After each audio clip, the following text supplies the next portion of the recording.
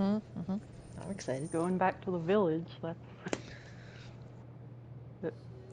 Gregory, Riva Antonin. Okay. Come over here, Giselle. Okay. May I ask why you asked me here so late at night, Master? Oh, I just want to have a little chat. Care for some wine? Come closer, and I'll pour you a glass.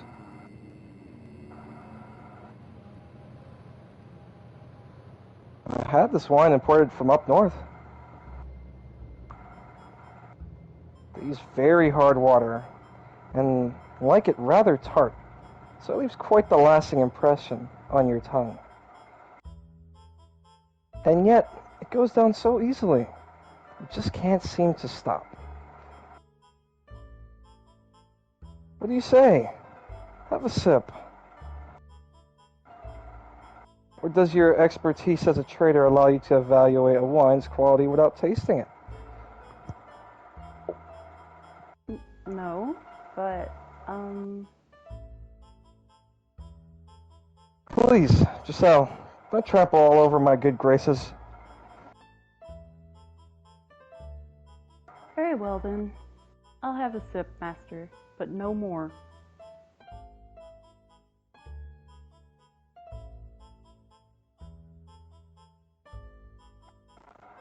Have you ever considered growing out your hair? Having long hair made it difficult to do my job. You're not a merchant anymore, though. You deserve to look like the woman you truly are.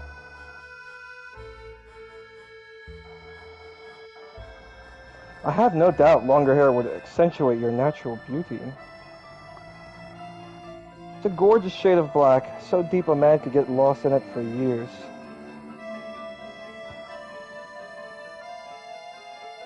It would contrast the color of your skin fabulously. Highlight your eyes, your cheekbones, your nape, your shoulders, and your chest. I should get going. Oh, but we're not done talking yet. I would not want a lack of sleep to interfere with my ability to work tomorrow. Thank you very much for the wine. It was delicious. No need to be so cold-hearted now. From the moment I first laid eyes on you. Master? That's enough fooling around for one night. No, don't be afraid. I didn't do anything to hurt you.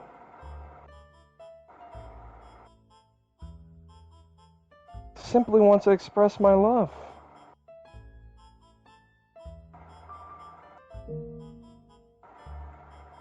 Let go of me. I only came here to work, nothing more. First time I saw you, I thought it would be a tragic waste to leave you to wither away working at some little street side shop. Stop. You can't tell me you didn't know a merchant girl had no place in a house like this, even as a servant. There's only one reason you would be allowed here. No, I swear, it never even crossed my mind. It seems you're even more innocent than you look. But you figured it all out by now, haven't you? No, let go of me. Stop this. Keep your voice down.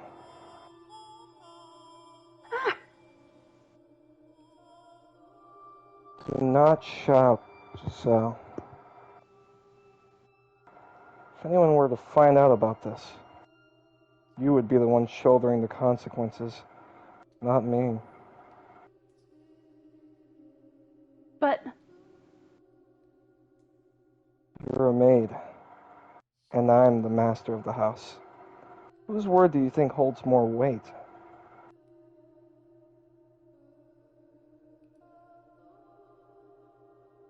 Don't worry. I won't do anything to hurt you. I promise your family will be exceptionally well taken care of. Your mother will have the comfortable life you wanted for her. But you know what will happen if you raise a fuss and make a fool of yourself.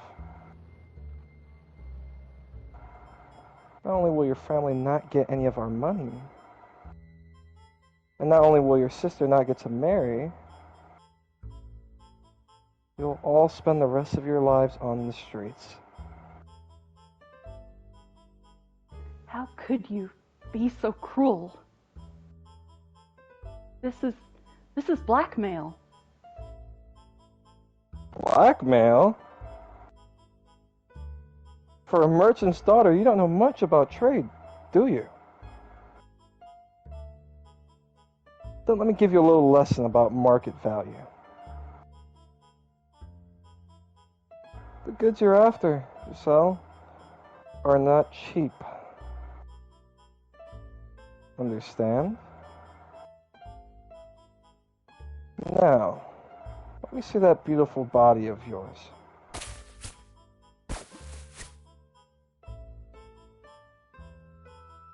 He was an older man, so I hadn't expected him to be very strong. But I couldn't break free of his grip, and I found myself entirely at his mercy. Beneath the gaudy outfits lay a hungry beast, and I was seeing the creature's true colors for the first time that day. The aging man ran his disgusting, slobbery tongue across my exposed skin. Everything he placed his hands upon withered away. Every piece of flesh he pressed his lips against putrefied, rotted, decayed, wrinkled.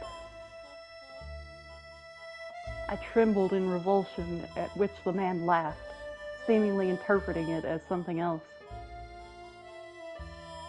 I wondered what kind of place hell was. If hell's wardens only flayed and carved their prisoners.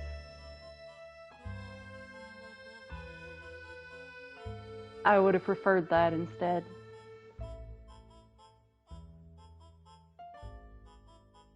I would have rather been sliced into tiny little chunks and cast into the hellfire. I would have chosen eternal torment over being touched by this man another second. But I didn't get to choose my hell. Eventually, the man forced open the gates I had been holding fast and spread his festering death inside me.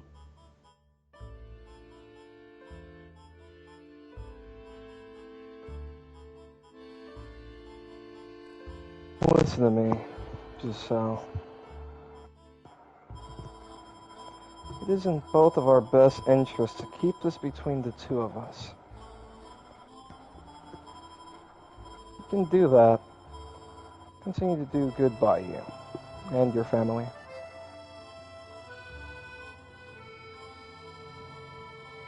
Oh, don't look at me like that. Please. Thrilled to have you here in this house, Giselle.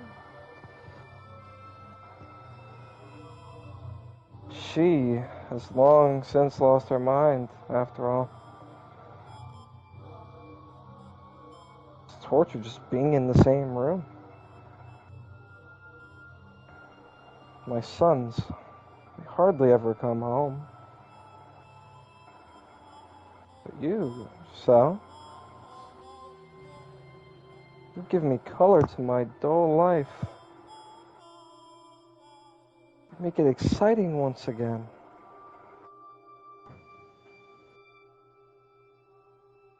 Go on back to your room. I'll be waiting here at the same time next week.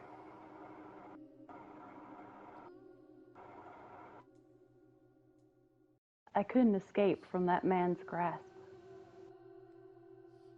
Not when he used my family against me. Some weeks, I would just not go to his chambers, my one feeble means of resistance. But when I did that, he would send another Abigail to come find me the next day. I couldn't ignore his summons when he got other people involved. And then, when the two of us were alone, the mask would come off. And he would discipline me for not showing up before taking care of his usual business. On good days, he would leave bruises in inconspicuous places, my abdomen, my inner thighs. But he went as far as carving a word into my skin with a knife. Harlot. That was why I was afraid of knives. That was why I was afraid of men shouting. I wasn't even sure what to regret anymore. I was in far too deep. There was no turning back the clock. I even considered taking my own life on more than one occasion. But every time the thought crossed my mind, happy memories came with it. Back when it was just the three of us girls in the shop. Life may not have been easy, but it was never dull either. I didn't want to end my life at its absolute lowest point. I wanted, if just temporarily, to go back to the way things were back then. That objective was the only thing that allowed me to keep going. When I was in his presence, I tried to convince myself I was merely an object.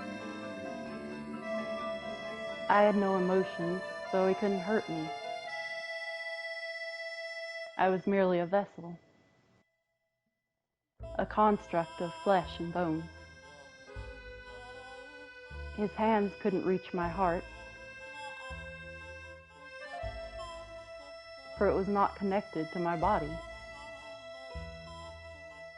Doing that made it a little easier to bear. But the reality was, it was impossible to completely sever my heart from my body.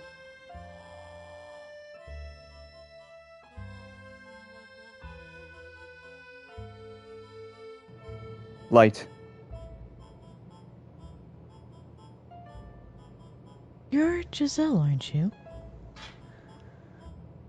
One day, the mistress of the estate stopped me in the halls.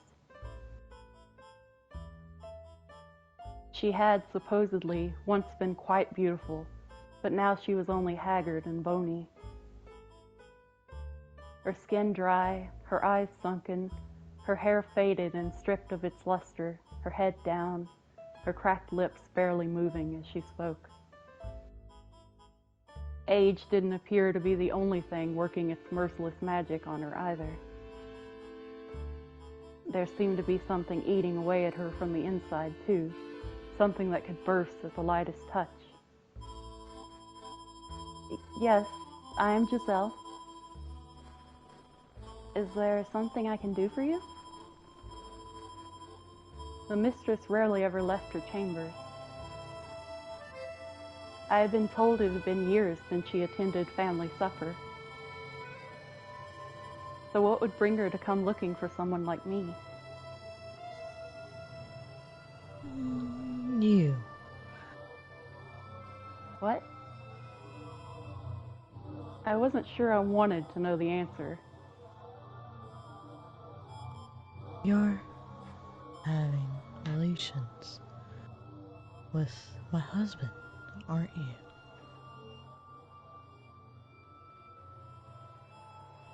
You are, aren't you? Madam. Uh-huh. Huh. You wretched creature.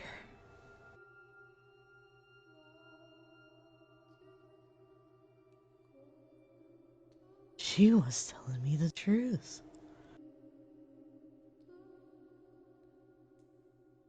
One of my trusty maids caught a glimpse of you through the crack in the door. She saw you with him, you filthy rat.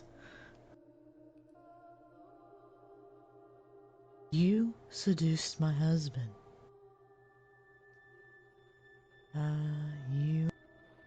You devil, you conniving witch. You don't get it, do you? You don't realize how grievous your sin is, do you? Someone, anyone, restrain this girl. She's a demon, a devil. Tie her up and hand her over to the clergy. No, that won't be enough. A witch. You have to burn her bones, scatter the ashes, or she'll just come back to life. Yes. Execute her. Kill this woman, burn the witch. Seize the piece she's stolen from me. Cursed. It's cursed. This house is cursed. Not only has it taken away my daughter, now it's taken away my husband. Oh God, please shine thy cleansing light upon this house. I knew it would be a waste of breath trying to talk to her. She was not of sound mind. There was madness in her eyes. I didn't even have to make a fuss about it. It happened all on its own. But there was no way around it, and I should have just done it myself after the first time.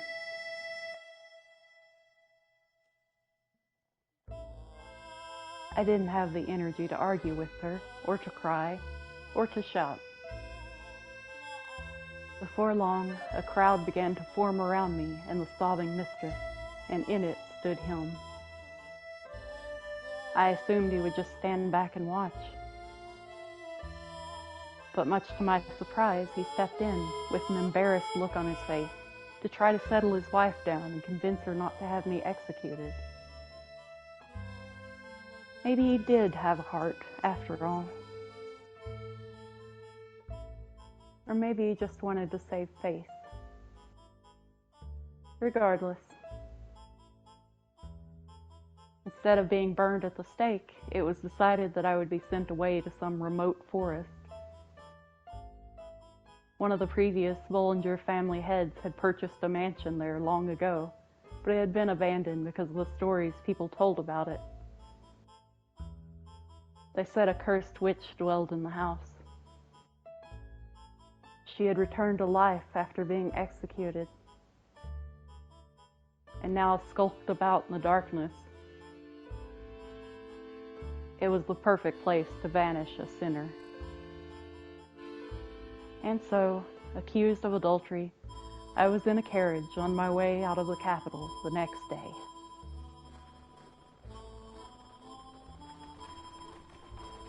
I hope my mom and sister are all right. The two of them will believe in me, even if no one else does. The wooden wheels turned, carrying me away to that cursed mansion. Just a silent coachman and a single sullied passenger.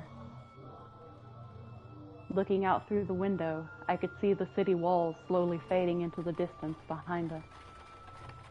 I doubted I would ever set foot in this land again. Ever cross the Grand Pont again. It was a saddening reality, but at the same time, I felt a surge of relief. I had finally escaped from that house. I had finally escaped from that man.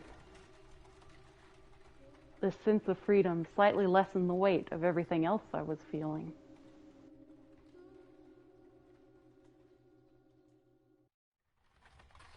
A good while after we left the capital, the coachman handed me a letter. On the sheet of parchment was a rather startling revelation. There was someone else already living at the house where I was to reside. The Bollinger's youngest child. But the letter didn't say why he had been sent to the cursed mansion, only that he was there. Beyond that, the letter only made a single request. That I look after him and not ask any questions. So I'm not just being sent off to the middle of nowhere. I still have work to do. If I look after whoever's at the mansion, then they'll do the same for my family. I don't have much say in the matter either way, I suppose. The carriage rattled and shook as it traversed the stony path, and bouncing around inside it, I resolved to take back my life. The peace I had once known. The cheerfulness I had lost. And to do so, I would forget. Lock away my memories. Bury every terrible thing that had happened to me. Cast aside those memories and find my smile once more. I have no idea who I'm going to find there. But they couldn't possibly do anything worse to me. I'll greet them with a smile and do my best to build up a decent relationship with them. I figured since the both of us had been banished to the same cursed mansion, there would probably be other things we had in common. And so, I would forget it all and get my life back. Get my smile back.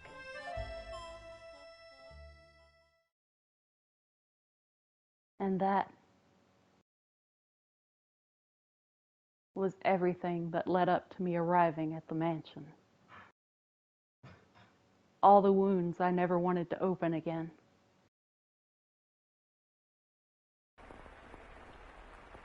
I didn't want to think about that. I've been trying so hard to forget about it.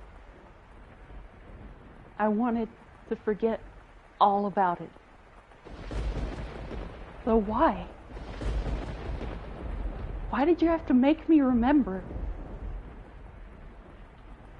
All I did was believe. Believe that we could make things work. Why? How could you? God, I can't take it anymore.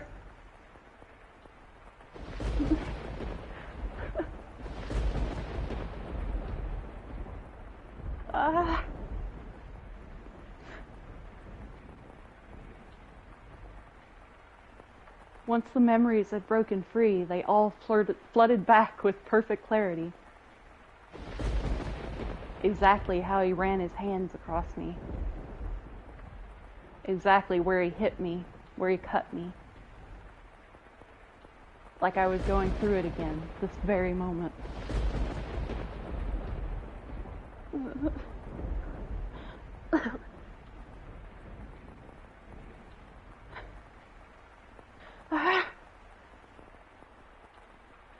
the rain was cooling me down on the outside, but so much nauseating heat had built up in my gut.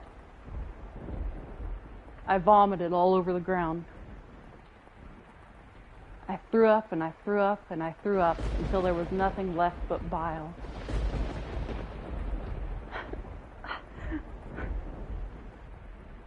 And when I had nothing left to expel, the strength evacuated from my knees, and I collapsed. I didn't know if everything was blurry because of the rain or because my eyes had decided they were done looking at anything. The whole world twisted before me.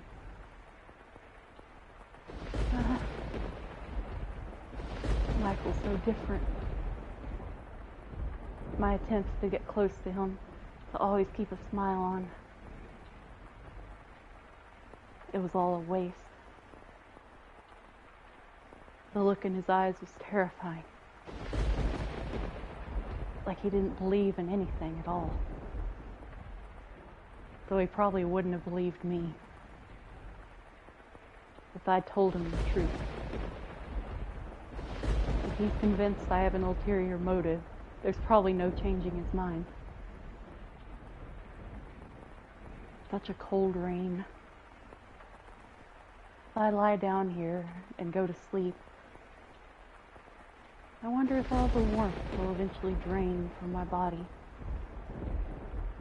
And then I'll decompose and become part of the earth.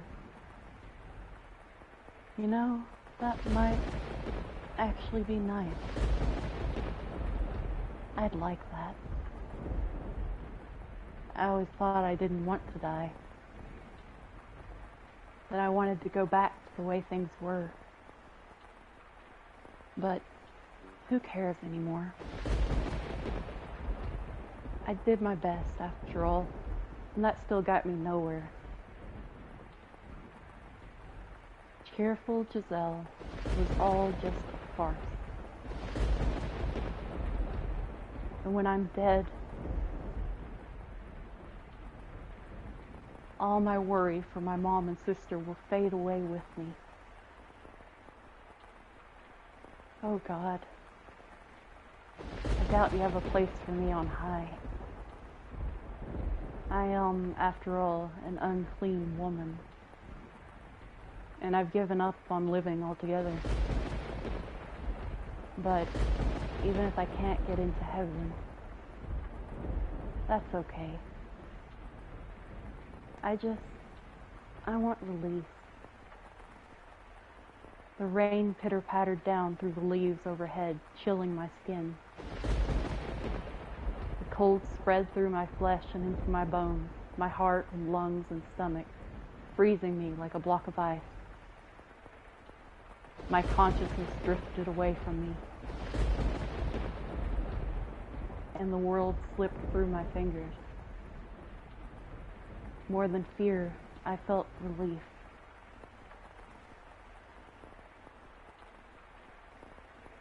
Utter black. And that, I was sure, was the end of me.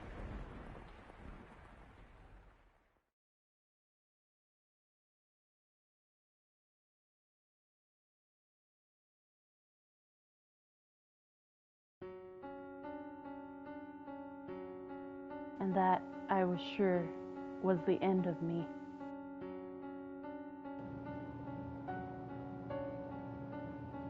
I am, even now, putting her through a harrowing experience, digging up the memories she locked away, the past she wanted to pretend never happened, and laying it all out before her once more. I must get her back to who she once was, even if it means forcing her to endure this. She must remember everything, because I need to know. Why did she become the maid? What secrets does this house hold? You're Michael. Yes, my name is Michael. I'm not the white-haired girl. The person you were searching for was the man who once hurt you deeply. Me. Why?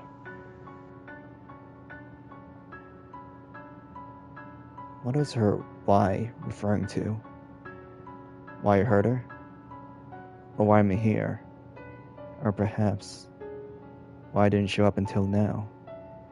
Not having an answer for her, I clench her cold hands in mine. I wonder, were her hands this cold that night too? There's still more we need to see, though. It's still too soon for me to apologize. When she's gotten everything back, only then can I, when she reclaim herself, that's when I must tell her.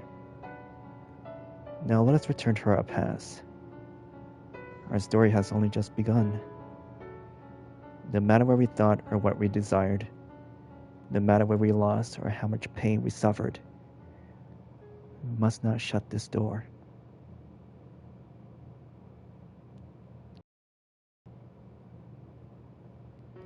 Perfect darkness embraces us once more.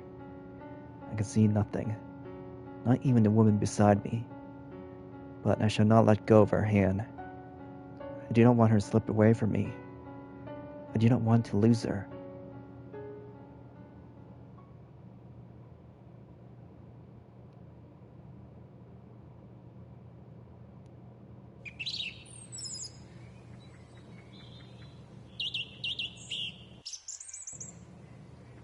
Greg.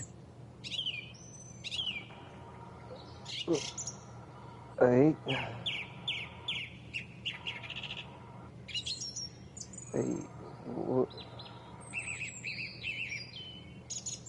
Stay with me.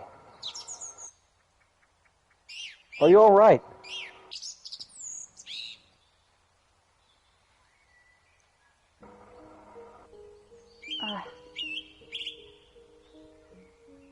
Thank goodness, you're awake. It's your head. Can you see me? What? You had me scared silly there. I thought I might have lost you for good. I'm really glad you're alive. Where am I? And who is this man? What was I doing? Feeling up for any food? Can whip up some porridge for you right quick.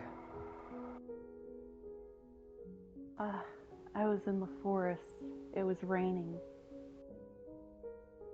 Before that, I was at the mansion. I feel sick, like there's still something in my stomach. No, thank you. I don't want anything. You really should have something. You need to keep up your energy. Unless you want to conk out again in an hour. Sounds good to me. I'd rather never wake up at all. You're not in the highest of spirits either, it seems. All the more reason to get something warm in you. Please, have something. Got some milk on the fire. You can handle a cup of that. Start losing all hope once the cold gets that deep and you reaches down to your core. Take me at my word, please. Just one sip. I feel like a whole new gal.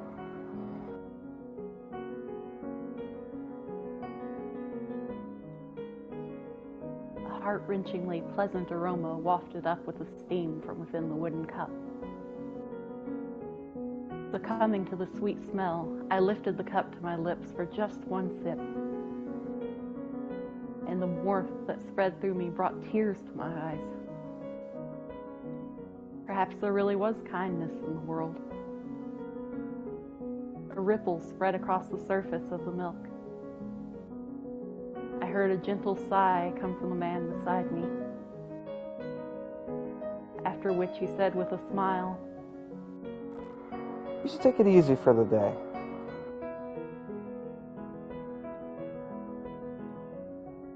I had lost the willpower to think about anything. I didn't care what had happened to me or why I was here, who he was, or even where this was. I spent the whole day in bed, just watching the sun slowly slide across the wooden floor.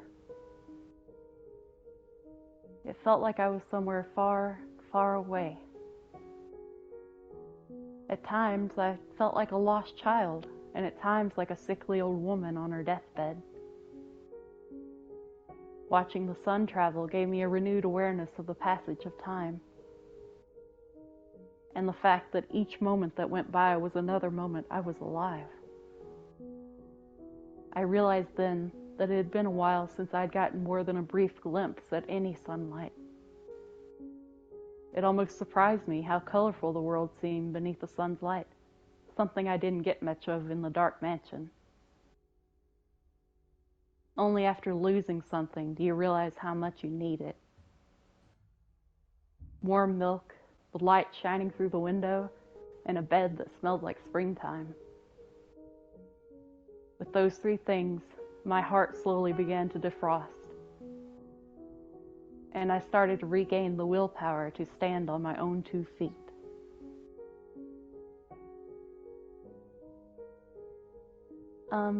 Thank you for everything. You sure you're in any shape to be on your feet? Yes, I'm fine.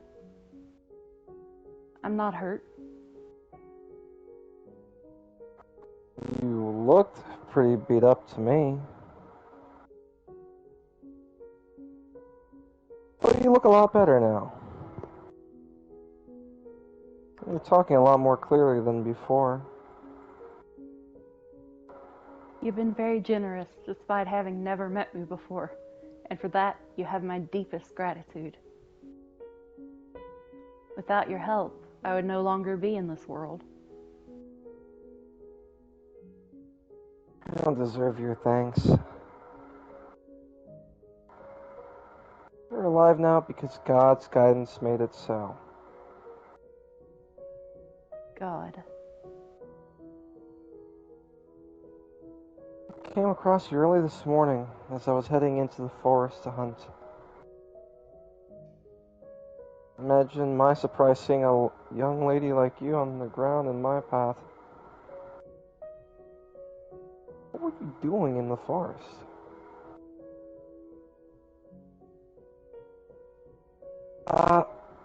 You don't have to tell me if you'd rather not. Everyone's got their own share of personal problems. You're not going to demand I talk?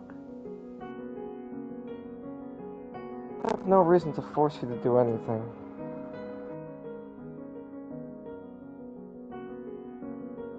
You look like you've been to hell and back. What? I can tell just looking at you.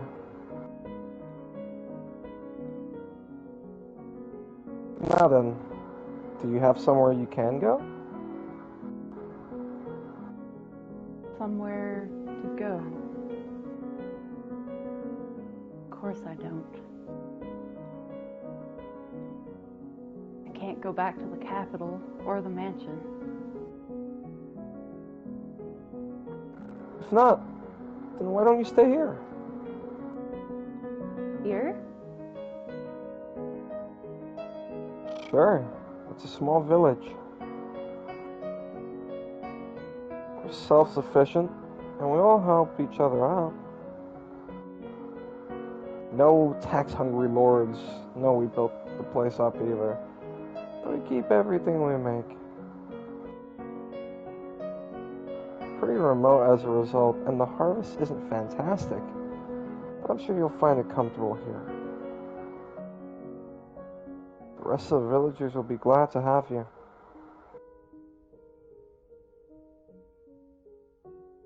What do you say?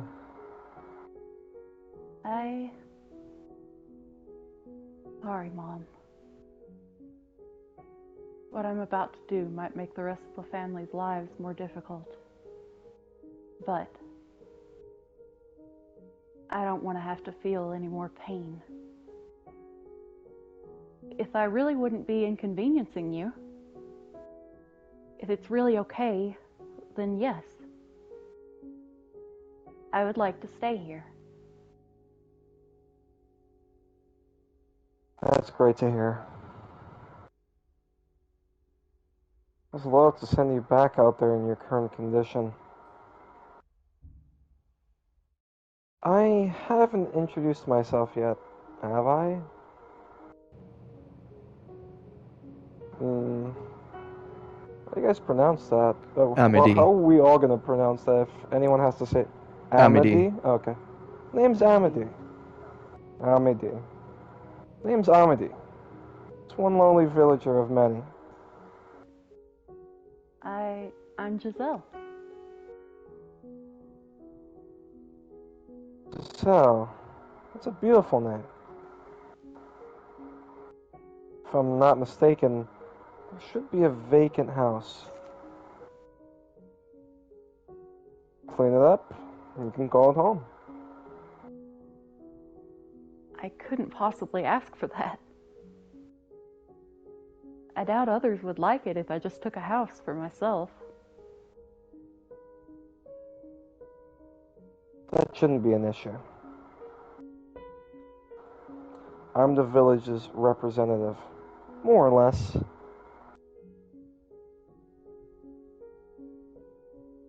Representative, like the chief? Only in name, though. As I mentioned, we're not on any lord's maps. We don't have much representing to do. The only reason I ended up in charge is because I'm a bit more educated than anyone else.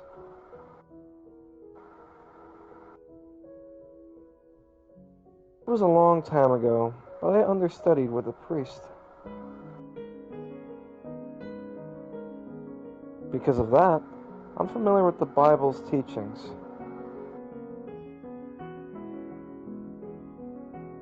So rather than the chief, people of the village look at me more like a priest. It wouldn't be much fun if the church found out about that. They're liable to think I'm acting unordained. Then you believe in God? That's quite the question. Of course, God exists. He's always watching over us. That's why you survived, because He protected you. I understand that your faith can waver when you're going through times of tribulation. Those are the times when it's most important you keep sight of who you are. Right. Now, you get some rest. Tomorrow, I'll show you around the village. Thank you. I truly mean it. I really, sincerely appreciate everything. Don't mention it, Giselle. This is your village now, too, so you don't need to act like a stranger anymore. Okay.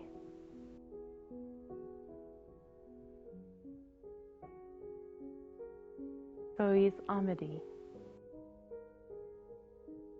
He seems like a nice man. Maybe here I can live in peace. It'll be all right, I'm sure. Yeah. I wasn't silly enough to believe my life would be perfect. But I had found a tiny fragment of my lost hope. While I had once been ready to give up on absolutely everything, I was starting to feel like I might be able to smile again, eventually. Like I might be able to get back on my feet.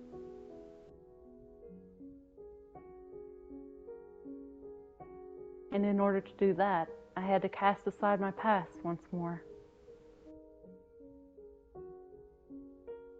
Forget everything that had happened at the Bollinger estate and everything that had happened at that mansion. Forget about Michael.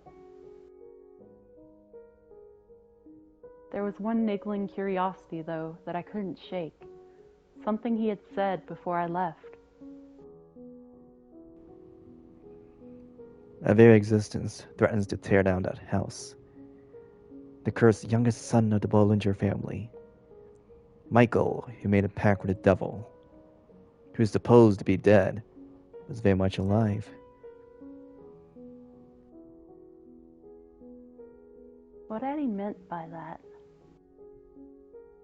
Why would people think he was dead? No, I don't care about Michael one bit. Forget it. Forget everything.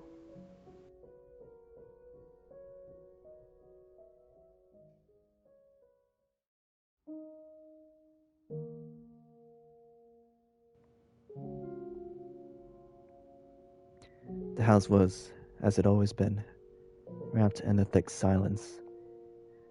Giselle's shadow, which had been lurking in the halls for about a month, was nowhere to be found. She hadn't come back since running off that day. My secret was still safe. Her efforts had, in the end, all been for naught. Back to the way things were. But despite my mind telling me that it was for the best, I felt a kind of guilt seething in the back of my chest, and any attempts to figure out why would make me feel worse. But a look on her face then.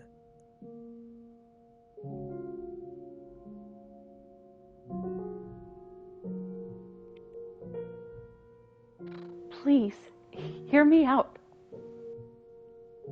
I didn't know anything about you. I wasn't sniffing around or trying to bring you harm in any way.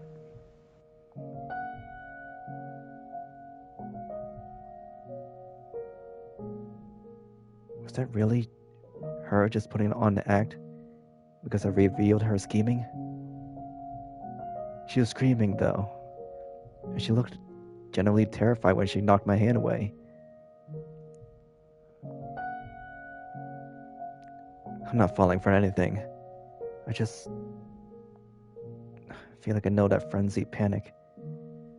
Something doesn't add up.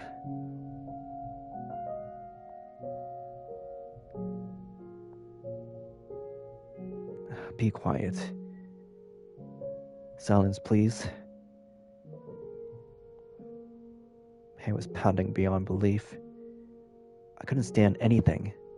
This world, the creature was, they were just whispering. The archangel looking down upon me seemed to be cackling from somewhere far out of reach. So, for whatever it was worth, to escape from his gaze, I once again drew the drapes over the stained glass window.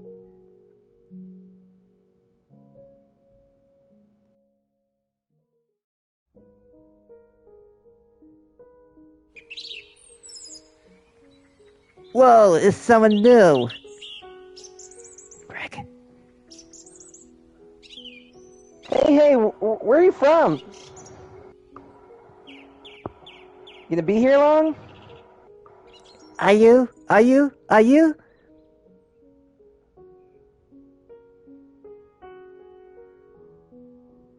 We hardly ever get visitors here, so they're downright awestruck by you. We're getting a lot of attention for a little. Please, don't let it get to you. No, that's just fine. I'll do my best to get along with everyone. Got a spark in you that wasn't there yesterday. Anything in particular that cheered you up? In particular, once I decided I was going to stay here, I just sort of started feeling better about things. And I figured I couldn't stay gloomy forever. I see. Glad to hear it. And it's all thanks to you, Amedee. Keep thanking me like that, my cheeks might get stuck red.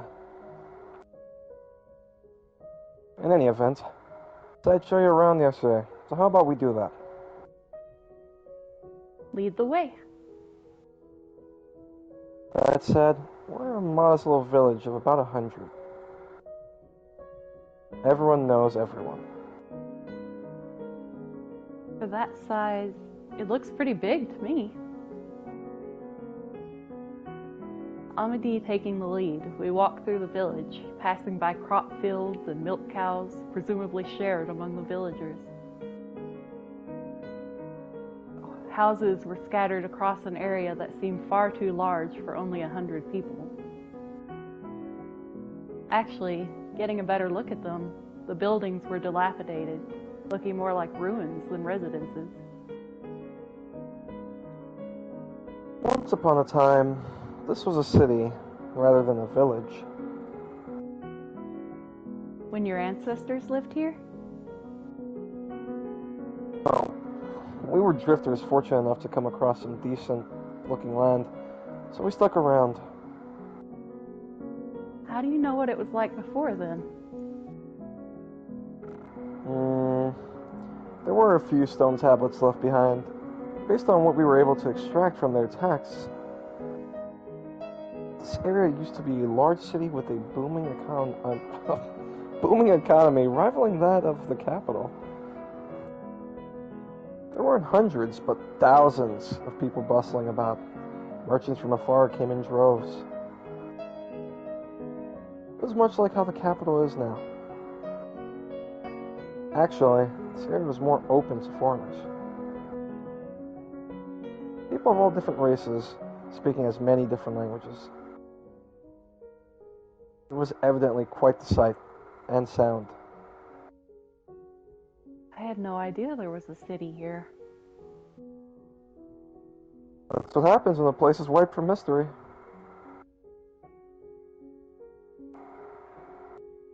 I can tell you how reliable the tablets are. If you take them at their word, the city lost everything in just a single week.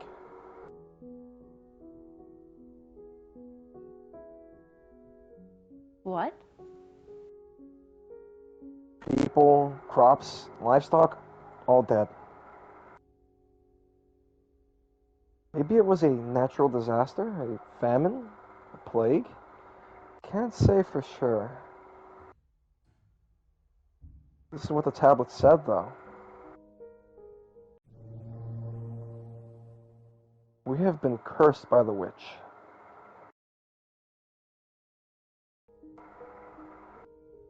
Cursed by the witch.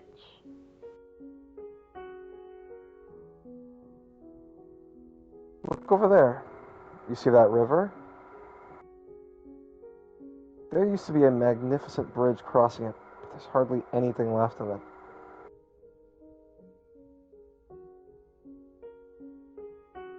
Continue along the path beyond the fallen bridge. There's a forest. That's where I found you. The deeper parts of the forest are so dense you can't see anything but tree trunks and leaves. It's an eerie place, wrapped in a cloud of darkness.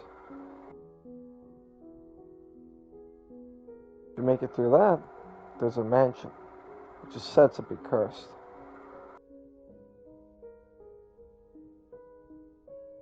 The witch who supposedly destroyed the city lives in the house deep in the forest. She's been there for years and years and years, and she casts her curse on anyone who goes near it. The city was so large that the mansion was actually in its borders. I guess as the bridge was built to mark the road leading to it. Now, as you can see, the bridge is gone and the houses still standing are practically in ruins. The mansion alone looks just as it did back then. The witch living in the mansion goes by the name Morgana. According to the records, someone by that same name was executed in this area for witchcraft. And even in death, she continues to bear her grudge against mankind. Who knows how much of it is true, though? Truth or fiction, the story has taken root in this region. The city's history may be lost, but the legend of the witch continues to be told. People have a tendency to keep stories alive that scare them. Sorry, I didn't mean to disturb you. No, I'm fine. You're best staying away from the mansion in the forest, at any rate. There's no saying what might happen. Curiosity gets the better of you. Better safe than sorry, if you ask me. Aside from the mansion, this is as peaceful a village as you'll find. I don't know where you came from, but I'm glad you didn't end up wandering up there.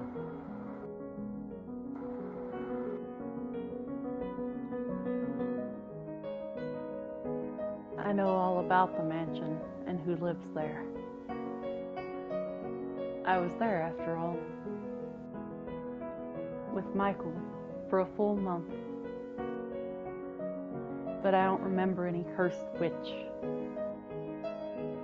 Just a man with a bone-chilling glare.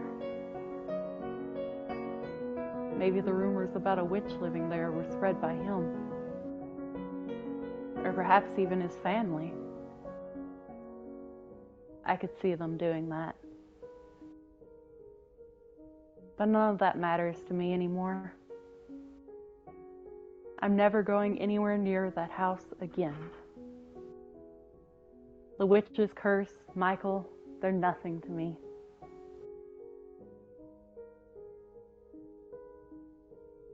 With nowhere else to go, I ended up in this small village. There was no denying that there was very little to speak of here. But I found peace in that nothingness. I couldn't have been more blessed that such a kind man had found me and welcomed me into his village. The village ran entirely on its own crops and livestock. They had no currency, merely bartered among themselves. Coming from a merchant's family, everything felt so new. I had never plowed a large plot of land, milked a cow, or used a loom before. At first I wasn't sure what to think, being such a departure from my lifestyle in the capital. But over time, I grew more comfortable with my new life, and the people of the village started thinking of me as one of them.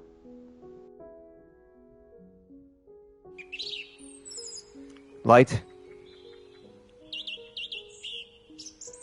Come on, Giselle. Come play with us. We're playing hide and seek today. Can't, sorry, I'm spinning yarn. You can do that later. Come on, play with us. Stop that. Don't pull on my skirt. Oh, all right, you win. When I'm done with this, I'll join you. And no ditching. We'll be down at the square, okay? Got it. See you there.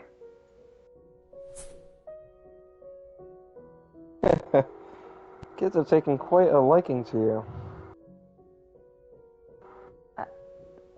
Amedee. You think so? They've been incredibly lively since you arrived.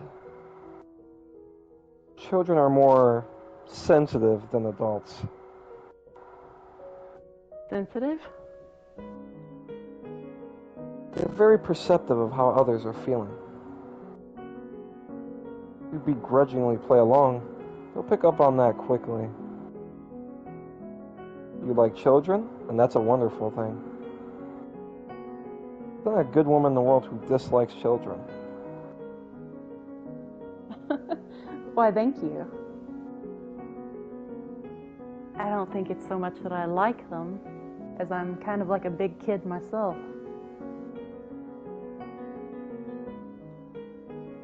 I genuinely enjoy hide and seek. That's not going to earn me any points. I like kids too. Watching them gives me faith that this world has a bright future. A bright future. I never looked at them that way. They seem to like you quite a bit too, Amedee. Thanks. Though I'd rather give my affection to my own kids. Oh, you have children? Oh, heavens no. I thought that was obvious enough. Talking about the future. I see. But knowing you, Amedee, I'm sure you'll find someone right for you and have kids of your own in no time. It's not that easy, sadly. Even in such a small village, there are no ladies who would take interest in me. You don't give yourself enough credit. I'm fully confident you'll find someone soon enough. Do you really think so? Absolutely. Then perhaps you could be that person. What?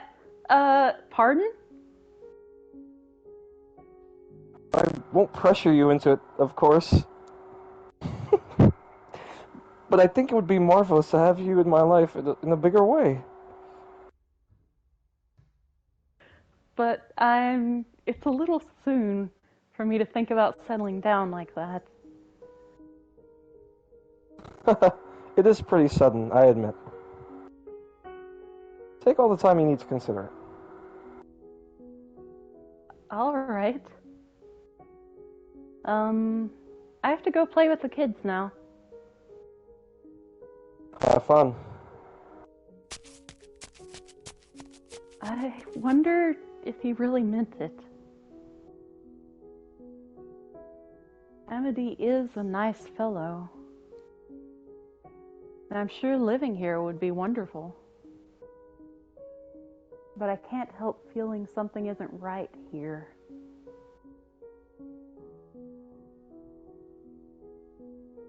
Why am I thinking about him now, of all times? That man has no redeemable qualities, not one.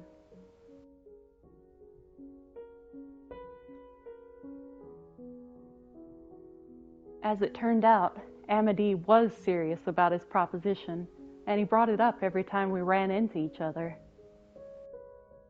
Unable to give him an answer, I found myself constantly apologizing to him. Soon, winter started giving way to spring. On a day when the air still had a brisk winter bite and budding seedlings battled to break through the earth, the seams holding the village together began to come loose.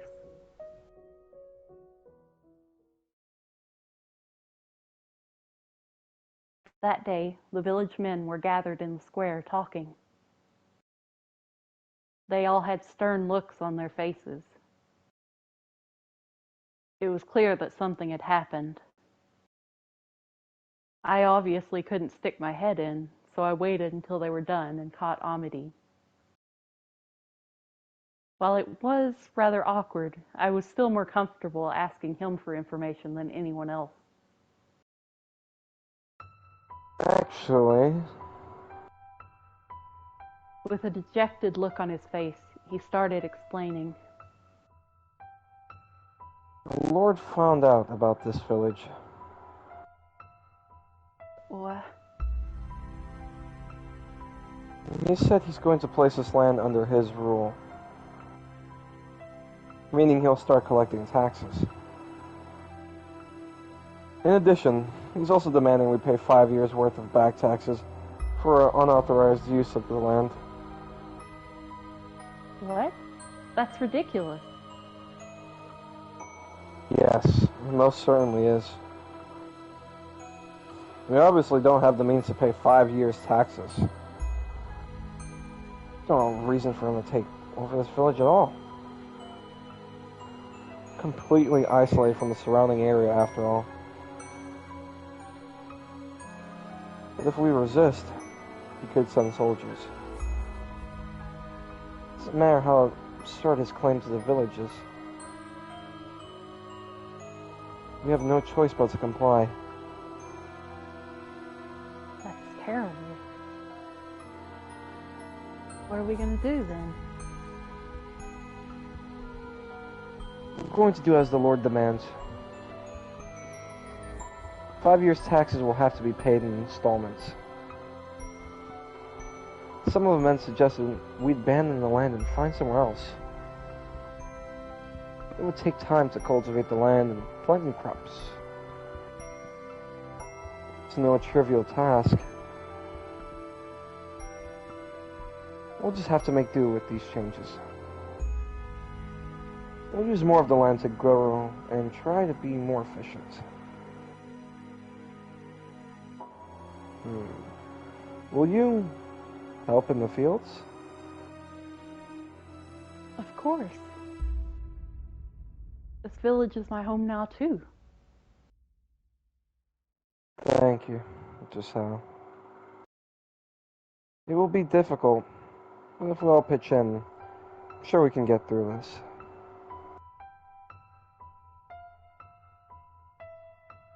I thought the same thing. If we all work together, we could make it through this rough patch. But the collection of taxes brought more than just a burden for everyone to share. It brought emotional strain and conflict to the village, too. Light.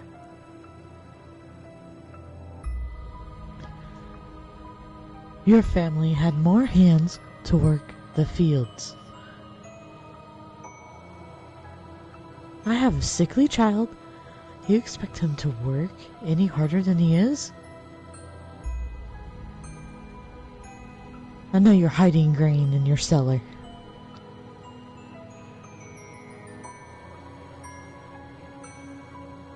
You have more than us. Let us keep a little grain. You have more. No. Different villagers. No, you have more. No, you! There you No, go. you! You have more than us. When their comfortable lives fell under attack, the villagers' top priority became their own property. The cooperation was only temporary. And before long, everyone became a threat. The negative energy only built on itself, its growth accelerating like a boulder rolling down a hill. And it wasn't long before their sights fell on me, the outsider.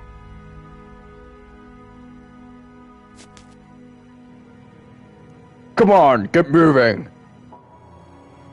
Ow! Stop that! Why are you doing this? I'll stop once you told us everything. Told you every what? One morning, a man dragged me from my house and took me to the square. There, the entire rest of the village was gathered, all eyes on me. What? What's this about? Oh, don't play stupid. Ronald is you. What was me? The thief. Also, can I just say right now, I love this villager voice right now, my gosh. Amedee? From the crowd appeared someone I knew quite well. The ever-affable village representative. The man who had saved my life. But in his eyes now, I thought you were better than that. was contempt, anger, scorn. So many different shades of negativity. I recognized what I saw in his glare immediately, as someone who had been subjected to those looks before. But why? For what reason was he looking at me like that? I couldn't make sense of what was happening. So I just stood there, stupefied. There's been a rise in reports of people having things stolen lately. This village is too small to attract bandits, though. Since the Lord now demands we pay him taxes, even the smallest item loss can have a dramatic impact on a family's living conditions. What you've done is no joke. Wait just a second. I haven't stolen anything. Why do you think You have been seen in the act. What? So long as there is testimony against you, your guilt is assured. Who says they saw me? I swear I didn't do anything. They're obviously lying. Light. You're the one who's lying. You've been playing us for fools this whole time. Everything was fine until you showed up. We managed not to get found until you showed up. No, that's not my fault. Giselle, apologize to the village and return what you've taken. Amedee, don't you believe me? There were multiple witnesses. Several different people saw you stealing. I've known these people long enough to be family. I trust them like family too. They're not liars. But no, they're framing me. I didn't steal anything, I swear.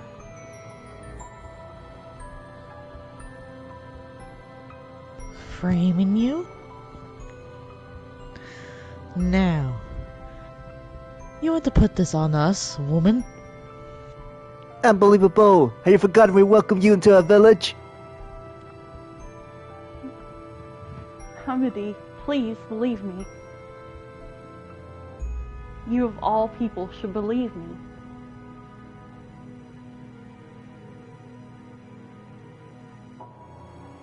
Oh, sorry, I was about to sneeze. You've been avoiding me of late, haven't you? What? Because you had something to hide, correct? No, What other reason could you have to avoid me? Why? How can he say these things? Why won't he believe me? Now, return the things you've stolen. I can't. I never stole anything. How am I supposed to return something I don't have? I see. So you've already moved the stolen goods. She said she doesn't have them anymore, folks. How should we deal with this?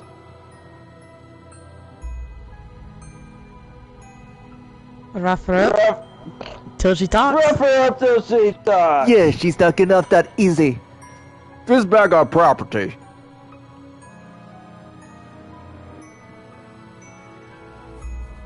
Why is this happening to me? The harsh new rulership has driven these people mad. I need to get away from this village, quick. Restrain her! No! Get your hands off me! Have you forgotten everything we've done for you? All that matters is that you don't have to suffer. Is that it? I didn't do anything. Take her to my house. We'll make her tell us everything. No, stop. You've all gone mad. Please, come to your senses.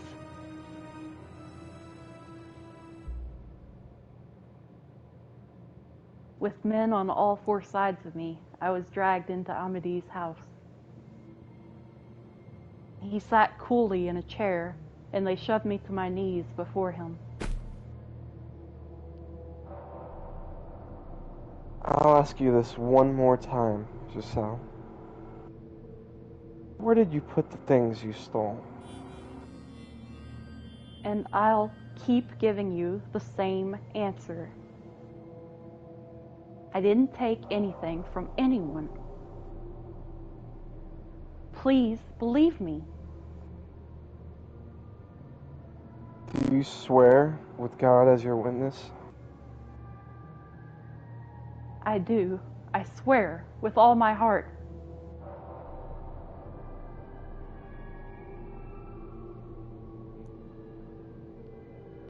You don't actually You believe don't her, do actually you? believe her, didn't you, Amedee? She not only stole us out to the Lord, she's now threatening to make our lives downright impossible? Again, that's just a coincidence. Listen to me, Amedee. Thus saith the Lord of hosts, the woman hath committed 3 sins. She has lied, she has stolen, and she has betrayed her fellow man. Why are you doing this, Amedee? You were such a good man. I am deeply disappointed in you, Giselle. As much as I don't want to do this, I have to get the truth from you. Amedee. Of course. Why didn't I see it? I'm still just an outsider to them. Why would he believe a stranger's word over the word of the village, his family? The water. What? A man set a wooden well bucket on the floor in front of me. In it wasn't clean water from the well, though, but grimy, murky wastewater. I reflexively turned my head from the stench, but a man behind me grabbed me by the hair. And before I had a chance to realize what was happening, the world around me went brown.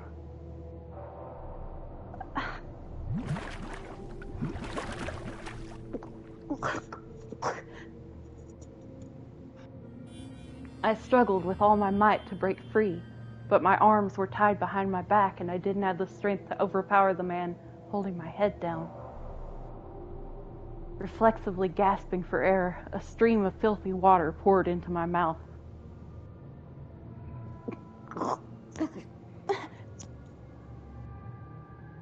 Pull her out. We get nothing if she dies.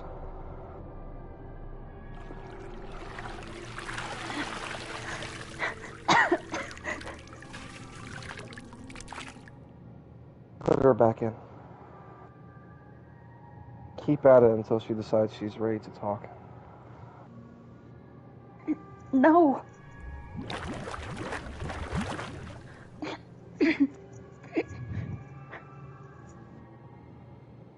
How unsightly.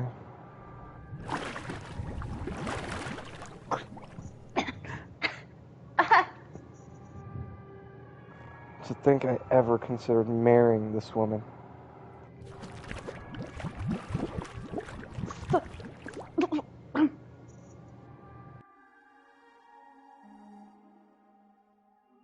Stop whenever you want, Giselle. You just have to tell us the truth.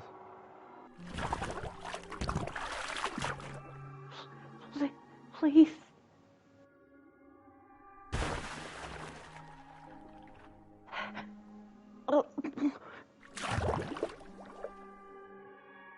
Stop!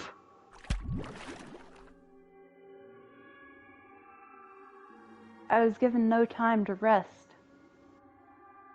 My head shoved into the bucket, then pulled out just long enough for me to steal a breath before going back in, over and over again. Not a person in that room objected to the abuse I was receiving. I had prayed for a good harvest with these people. They had taught me how to use a loom, something I had never touched before. We had laughed together, lived together. They were normal people. Perfectly ordinary, kind, helpful, friendly people. Not at all cruel or inhumane. But now they burned with a frenzy that overshadowed all my memories of them. And every gargle, gasp, and grunt they got from me fueled that fire. Dozens of eyes laced with madness stared down upon me, rejoicing at my suffering.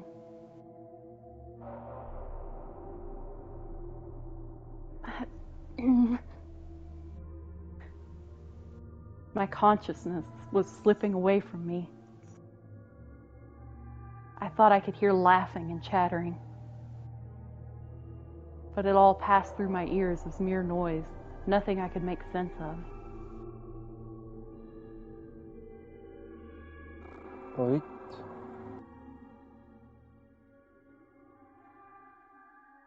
Stay with...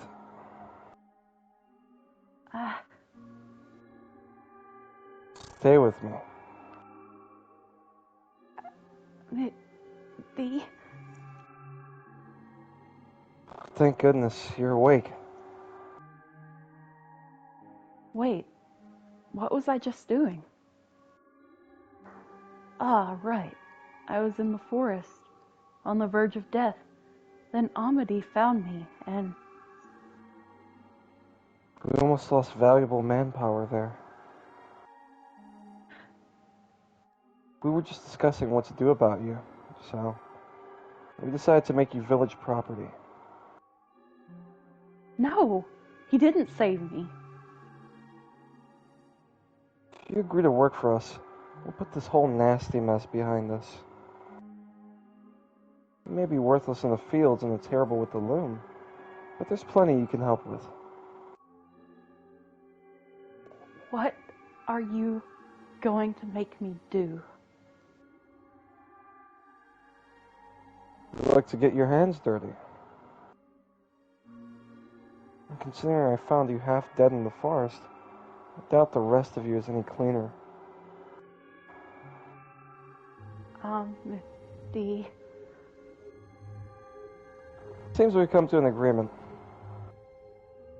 I'll keep watch over her starting today. Make sure she stays in line and doesn't steal anything else. Dirty stays in line. The way they're looking at me. They didn't have to spell it out. No. Anything but that. Please, have mercy. If you're begging for mercy, that means you know you've done something wrong. Let's see. There is one way, Giselle. What? Give back what you stole, naturally. But if you're going to insist that's not possible, then bring us something of equal value. I... And if you can't do that, then your life belongs to the village.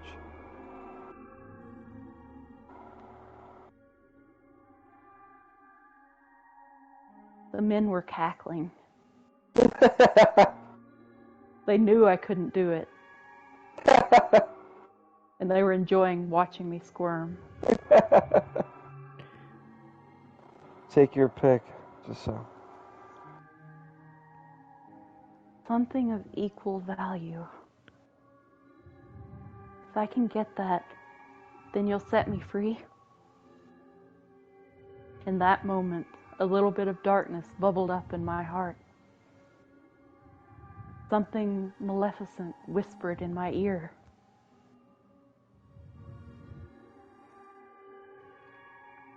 If you're in need of money, help yourself to some of the furniture. There's a village not far from here. Trade it for food, then make your way to your larger town.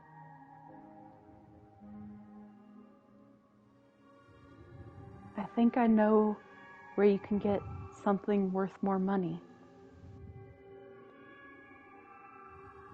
The mansion in the forest has some fairly valuable furniture in it.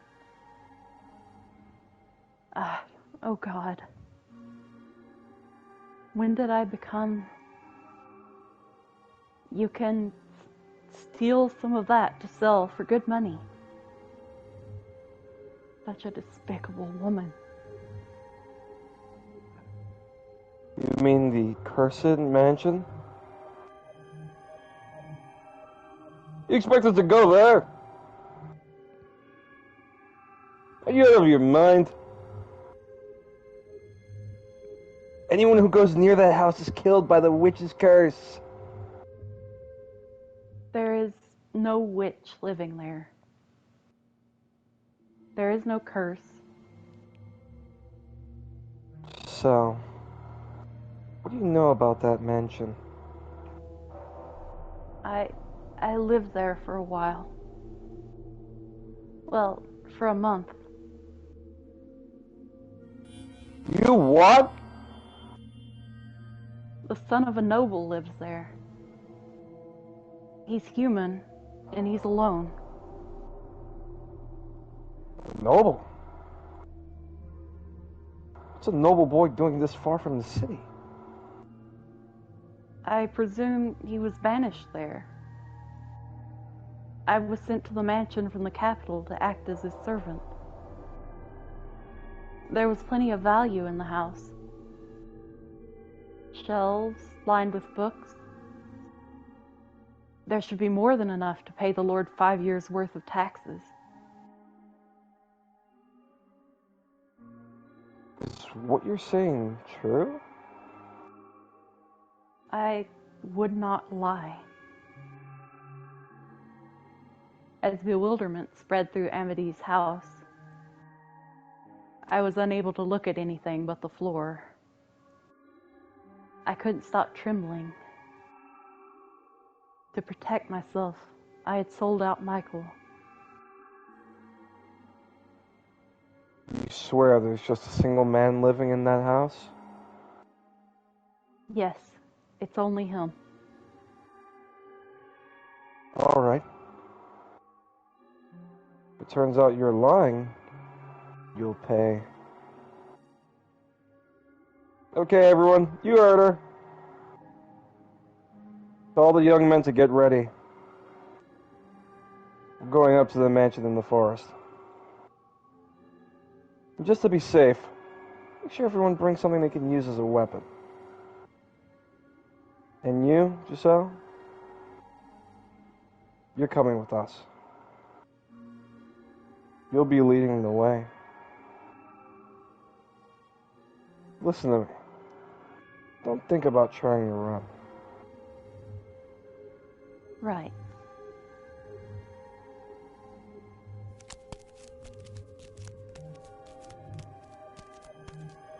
On the cusp of springtime, I found myself trekking through the dreary forest I had thought I would never set foot in again. How had I ended up here? How come I could never manage to avoid getting myself in these situations? And who would have guessed that my reason for returning to the mansion would be to loot it? I prayed for God to show even a little mercy and ensure Michael wasn't around. Though I knew the chances of that happening were almost zero. After several hours of walking, we broke through the thick woods and the mansion appeared before us. Like its surroundings, the house was bleak and uninviting. Even the midday sun seemed disinterested in shining its light upon it. Despite, on the surface, there not being much of anything impressive about it, the entire mob stood speechless before its overwhelming presence. But the men had weapons, and they were fueled by avarice, which gave them the courage to approach this place they wouldn't normally otherwise.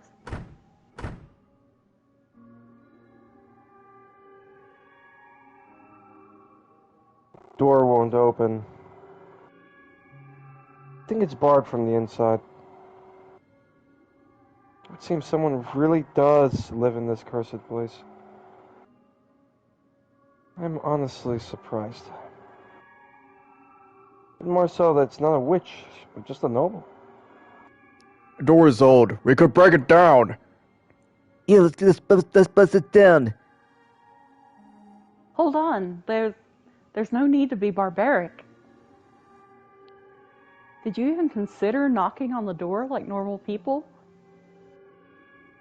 You sound like a band of thieves.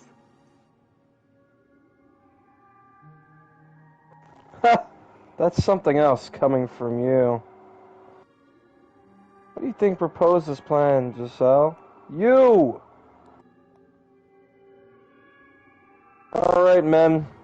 You ready for lives of luxury? Break down that door. Stop it. It's the damn nobles who make our lives so hard. This deserves to be rubbed. Break it! Break down the door! Please, stop this. Break it down! Break it down! Break it down! Stop.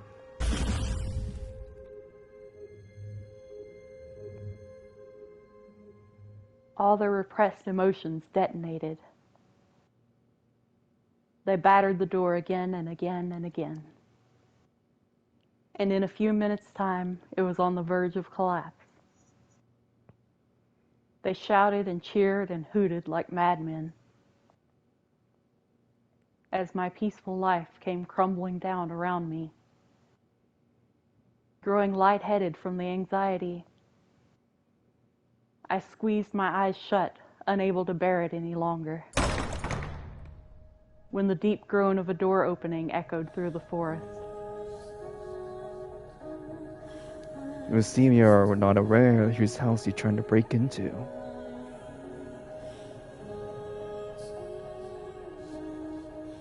The world went silent, like time had come to a stop. No one could manage to say a word, only stare at the man who had appeared from within the mansion. Surely you know what this place is called. Beneath the dazzling midday sun, he had bone-chillingly alabaster skin and long, nearly translucently pale hair. So surely you came prepared for whatever you would find. And his eyes were like two blazing infernos staring out across the mob. A demon? Someone muttered, probably unconsciously. He did, indeed, look like something not of this world. It's a demon! The rumors about this place were true! A cursed demon loose there! Demon? Him? Michael? No, he's not cursed. Indeed, I am cursed. The witch's curse is real. I've inherited it in its entirety, as well as her purpose. A witch, a demon, a spirit impure. Call me whatever you wish, for the truth shall not change. I carry within me an eternal curse. Behold my flesh, pale as the moon. No red blood flows beneath the skin as it does yours. Behold my hair, utterly devoid of color, offered up to the devil as part of our pact. Behold these crimson's eyes, a symbol of the lifeblood split at my hands. I shall bring calamity upon you, as the witch of legend. Never-ending famine, plague, catastrophe, suffering for generations. Until the moment you're dead, you shall regret ever coming near this place. No! Have mercy! We're just... Who was that woman? She brought us here, tempted us with promises of wealth. Deceived us, told us to pillage this house. We're innocent. Amedee, Please, have mercy on us. Give her to me then, as an offering. Absolutely, she's yours. Torture her however you please. I have one more condition. You never come near this house again. If you so much as consider it, you will all die by my curse. I swear, we won't return. Run! Get out of here!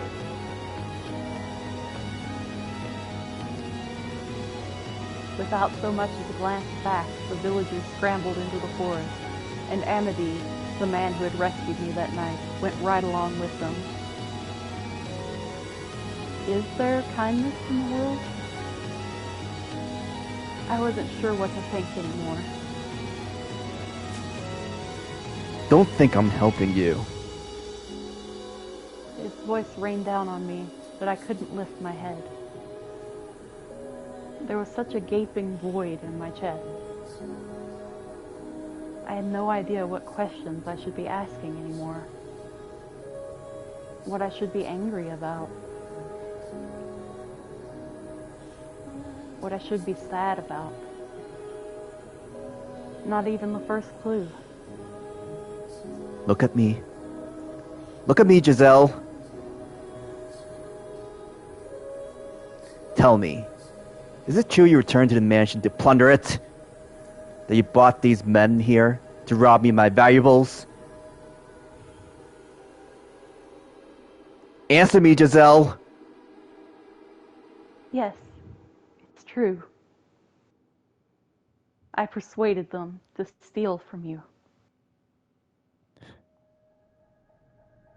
Are you really so desperate for money that you resort to looting? Just how low will you go? Not only did you seduce my father, not only did you go digging around for information about me, you brought a mob to this house. And they were armed too. Were you trying to get me killed? Answer me, Giselle! Not even going to defend yourself? Your scheme failed, so you're retreating into silence?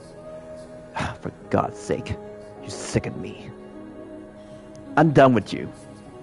I'm done. Leave this place and never show your face here again.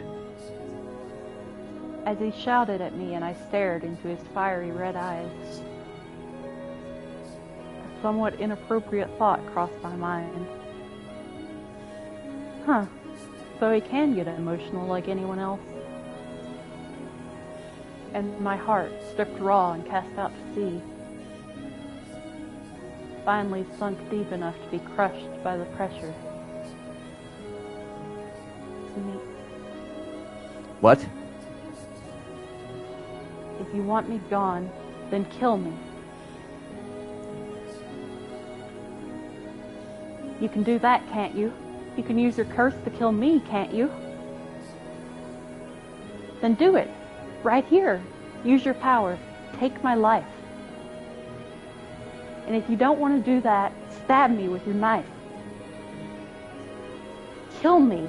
Kill me. Kill me! What? I'm done. I can't take it. I'm through with this whole world. No one will believe anything I say. No one cares one bit about how I feel. They just walk all over me, laughing. Why? Tell me why? Why is this happening to me? I never stole anything. What are you talking about? I tried my best to look happy. I thought everything would work out if I could keep smiling.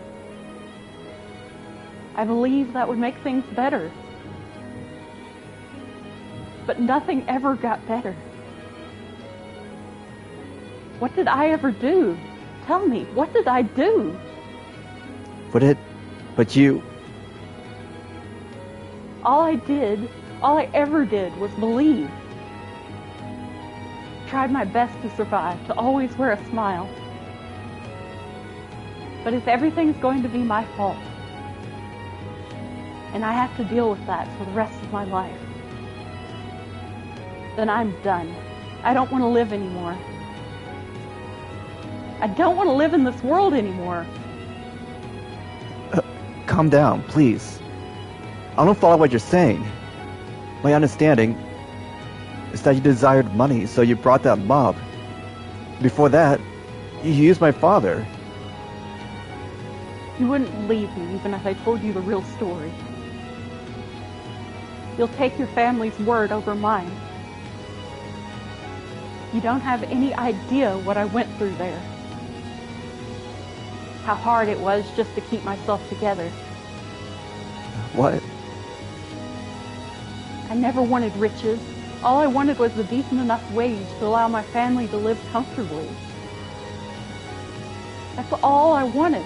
But that man, he used my family against me.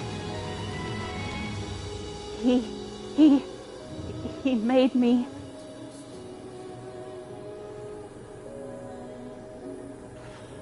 forced me to he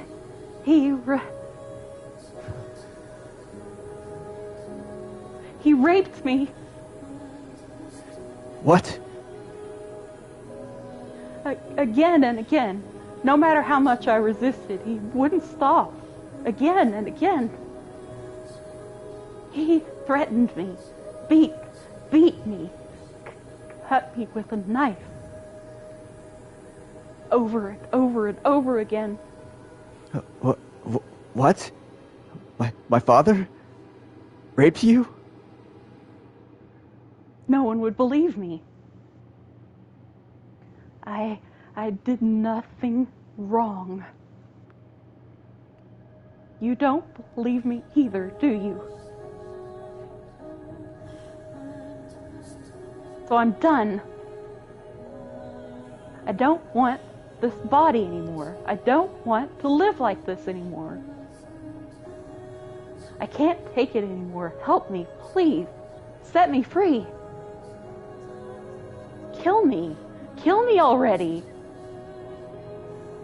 Use your curse and kill me. Kill me. Ah! Give me a moment. I need time to process this. You can do it, can't you? Then kill me already. Kill me? Kill me now. Kill me. Damn it. Give me time so we can talk this through. I want to hear everything. from the beginning.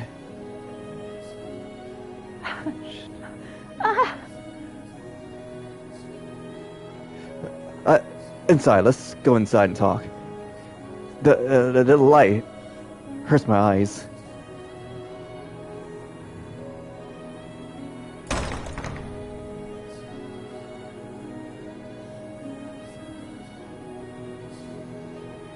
That was the door. I might have best stay shut. Not knowing the truth would have been so much easier. I would have been made to shudder in disgust, hearing about the crimes of my own family. But if I hadn't opened that door, I would have lost everything. That day, I did far too long. I finally let myself see the person in Giselle.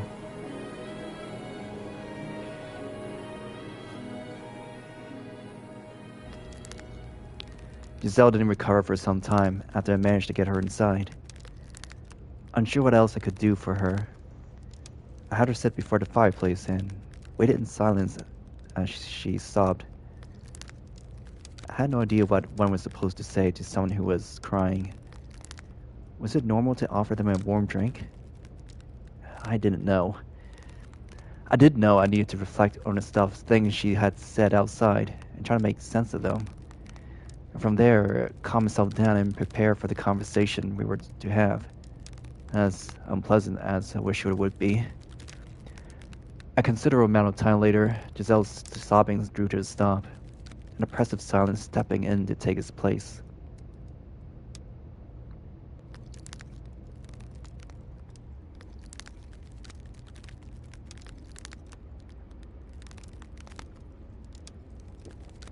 For far longer than was comfortable, the only sound we heard was gentle crackling of the fire. I had to say something. I knew that, but what I didn't know was how to begin. I knew nothing about having an honest face-to-face discussion with someone about the things we were thinking and feeling. But that didn't change anything. I had to do it. Even if down that road lays truths I would be happier not seeing. Giselle? Could you please tell me what you did, what was done to you at my family's home? How you ended up coming to this mansion? What happened after you left? I would like to know everything, from start to finish. Will you believe what I tell you? You never so much as gave me the time of day before.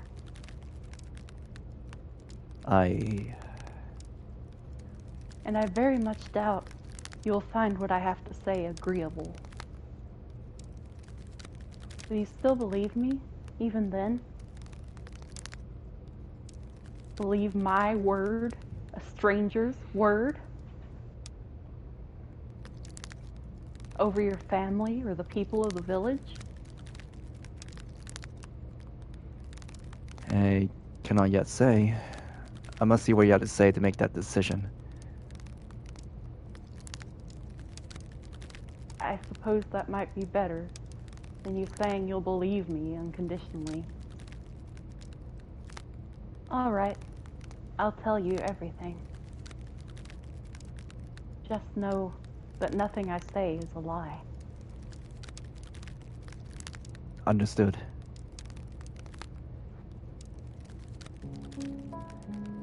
Giselle methodically recounted her tale for me. She told me of how she accepted an offer from the Bollingers to work as an Abigail to earn money for her family, of how my father, Antonin, had other plans for her, of the things he did to her. She spoke dryly, simply putting words to each event, one after the other. I had already seen how she felt deep down, though. I'd heard her pain screams, which were undoubtedly genuine. I didn't think she was trying to deceive me. That was the sound of old wounds being torn open, and I could see that. Or perhaps my own experiences were what allowed me to see it. Regardless, I'd realized too late. I should have seen it sooner. She described it all mechanically to remain detached from what had happened to her. To protect herself. Of that, I had no doubts. Still, the things she told me were almost unbearable. And I had a difficult time accepting them. What was I supposed to do? And alert my father was a rapist? How was I supposed to react to that revelation? What was I supposed to think? About the fact that his blood flowed through me? I repulsed myself.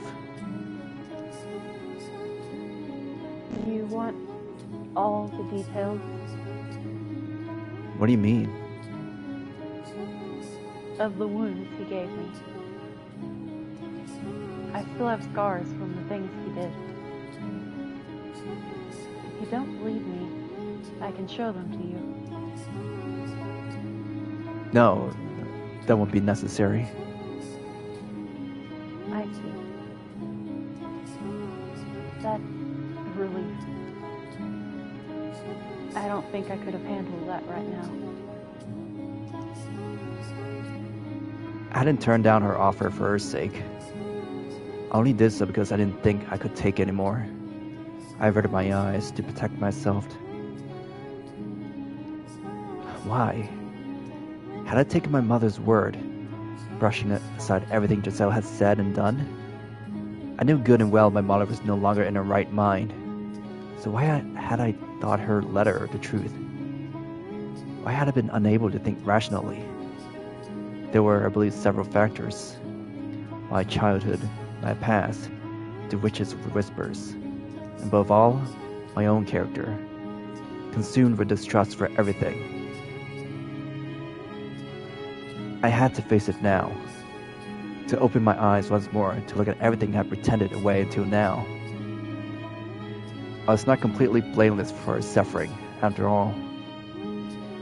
Please continue, if you will. I left off at the point where the mistress discovered what was happening, I believe. I was sent to this mansion to atone for my sins. Sins that she didn't even commit. It was decided I would be sent here rather than being executed, which is what the mistress wanted. At first, I assumed it would be essentially a private prison. But in the carriage on the way here, I was given a letter. A letter? For whom? It didn't say, but your father was the one who ordered me here, so I would guess it was him. The letter was very concise, simply explaining that there was someone already there. The Bollinger's youngest child. It didn't go into any more details than that. But it did ask me to look after you. Do you still have the letter?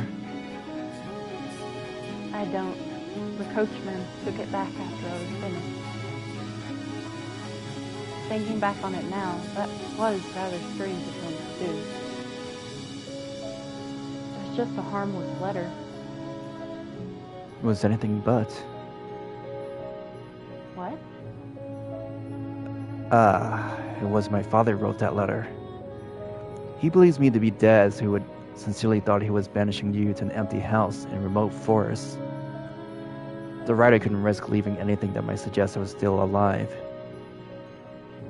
Then who? My brother, I believe. Either Dilder or George's, but I wouldn't guess Dilder. Your brother? Why would he? I do not know. I can't imagine why he would write such a letter, or why he would want to tell you about me. I don't believe he had any ill intentions, at least. I mean, he asked me to look after you. That makes it sound like he's concerned about you. Then why doesn't he stay in contact? Why does he never respond to my letters? It's a bit late to suddenly start being concerned. No, never mind that now. Please, tell me to rest. All right. Giselle resumed her story from the day she fled the mansion, terrified by my behavior. She seemed to be putting a bit more emotion in her tone of voice now, perhaps because she could see I was more interested in this part. There was a deep sadness on her face as she described that night in the rain, listening to the thunder, when she gave up on living, and I knew I had caused it.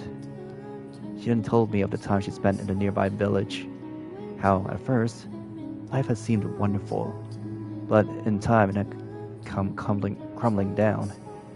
Naturally, she wouldn't be here to tell me of this if nothing had happened there. Once she was through with her tale, Giselle let a long, heavy sigh, as though she had been holding it in for some time.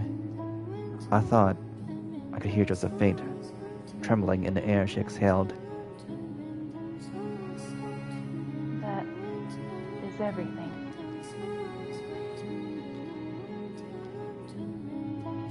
Do you believe me? If you don't, if you still think I'm deceiving you, then I won't argue with you. That's fine. If that's the case, please just kill me. Why did you tell me this sooner? I know I wasn't very open to anything you said, but if that day, when I found you in my room, you had told me I was mistaken, that the sin belonged to my father, it might have turned out like this. A knife. What?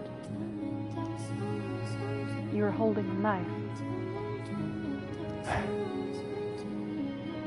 I can't handle blades anymore. Ever since what happened, they scare me to death. Just the sight of one in someone's hand. And I start thinking they're going to use it on me. I can't help it. I start shaking uncontrollably, growing faint of breath. The world goes white.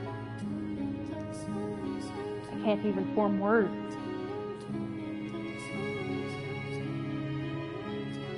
There's nothing I can do. Now I finally see. She was grimacing in pain. The day the package arrived, where you knocked my hand away. Because I was scared. Because it reminded me of that time. I had assumed she was simply jumpy from a guilty conscience. I felt nauseous realizing I had been pouring a constant stream of salt onto her unmendable wounds. What a damn fool I was. Why did you get so upset at me? Why did you have to point a knife at me? I didn't want you snooping.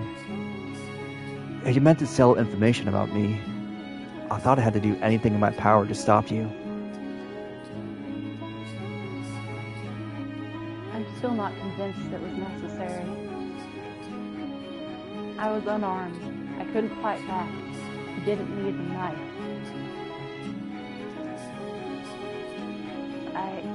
I have nothing left anymore, so I'm going to tell you exactly how I feel. You're a jerk.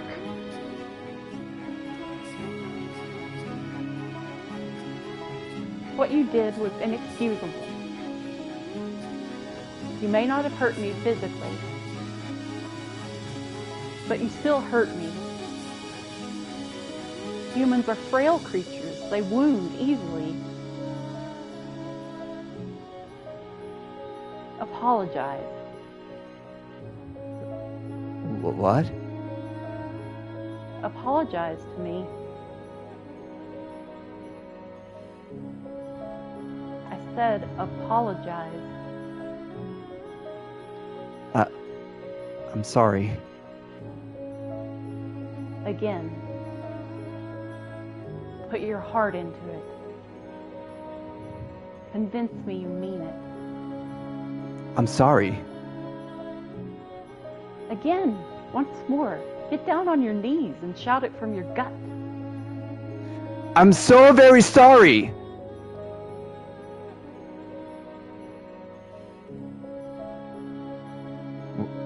Was that a laugh?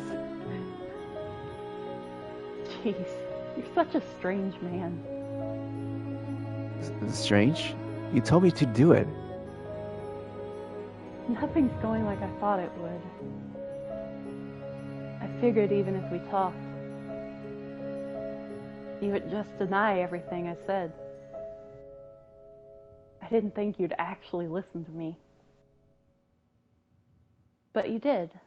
You listened, and you looked quite distressed by what you heard. I looked distressed. Oh yes, you sure did. I wish I'd had a mirror to show you. I'm sure you didn't want to believe what I said, but you didn't once accuse me of lying. You faced up to the truth, and you apologized. I seem to have had the wrong impression of you as well. I didn't try to see you for who you were, instead letting myself believe you were someone to be afraid of. To be honest, I didn't like you very much. The feeling was mutual. For some reason, I don't feel that way now. Is it guilt? I need to apologize to you too. Apologize for what? I led the villagers here. I almost sold my soul to the devil. I tried to sell you out to save myself. And for that, I am truly sorry.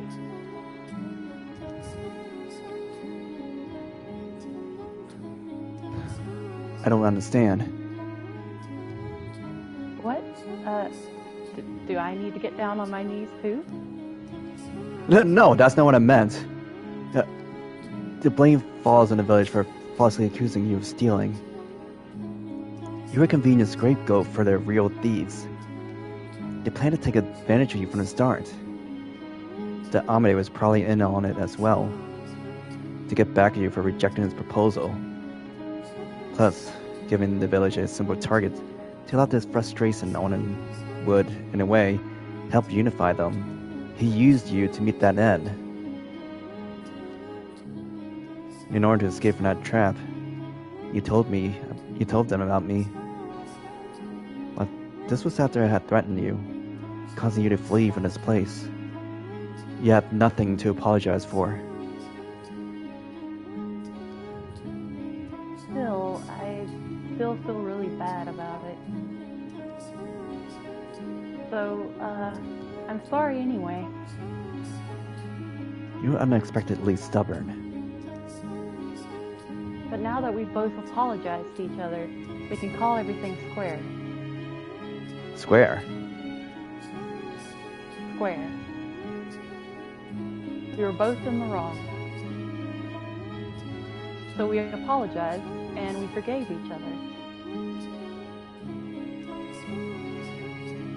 She gave a little smile, but all I could do was stare at her, ground furrowed in perplexity, like I was looking at some bizarre fantasyland creature. The weight of her crimes were not equal. What I had done to her was so very much worse. Furthermore, I am Antonin's son. His blood flows through me. Can he honestly say you don't find me revolting? That you're willing to forgive me for that? I didn't think I would be able to. If I were her, my grudge would extend to all of my family. Everyone I had ever come into contact with. I can. Although, you don't need forgiveness for being his son. being related to someone doesn't make you responsible for their sins. It wouldn't be fair to blame you for that. You're curious. What? Curious? About what? No, not that curious. You're a strange creature. I'm human, you know. Yes, I know you're human. You're making me lightheaded. Is it a medical emergency? That's quite the leap in logic.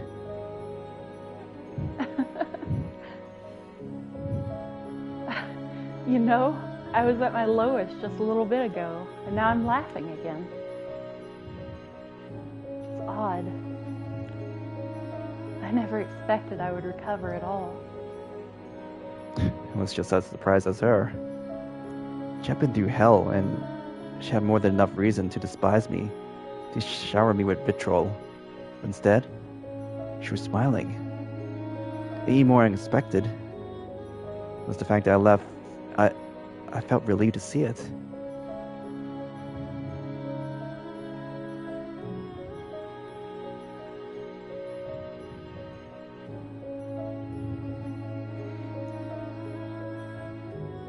I really, truly wished I had gotten to know him sooner. Yes, I had fled from the mansion in fear of him, but maybe if I just had just a little more courage.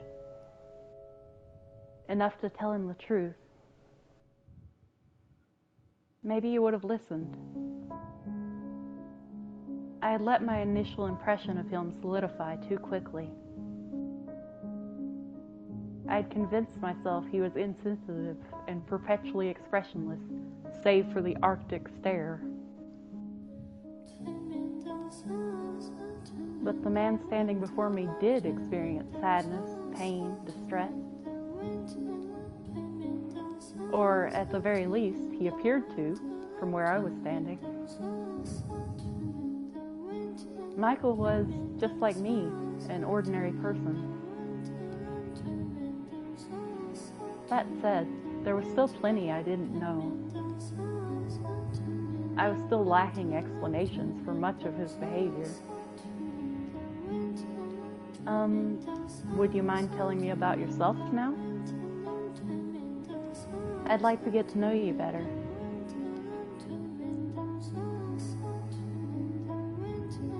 What are you doing here in this mansion, all alone? Why do you call yourself cursed?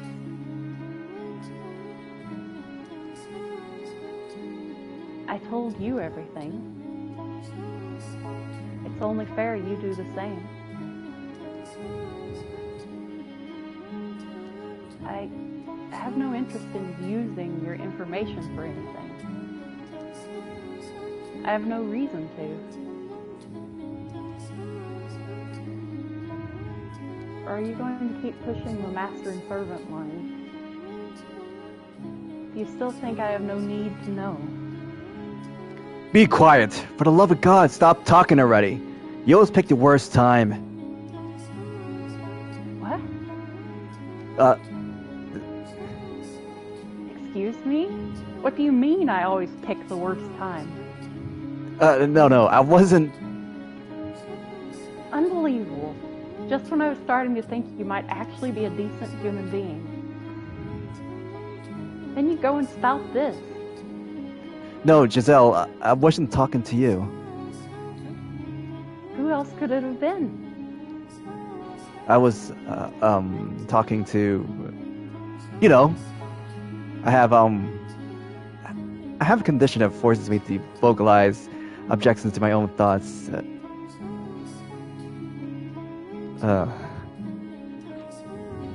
No, that's about as convincing as my allergic to people excuse. Sorry.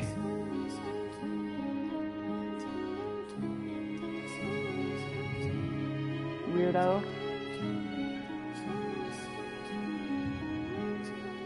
What crosses did he bear? What secrets did he keep? Maybe the truth was far beyond my reckoning. And if it was, even if he did, please, tell me everything. No matter what you say, I won't doubt your word.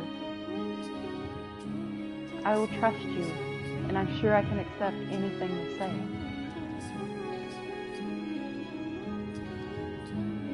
Please, if you don't put it into words, I have nothing to work with. Okay.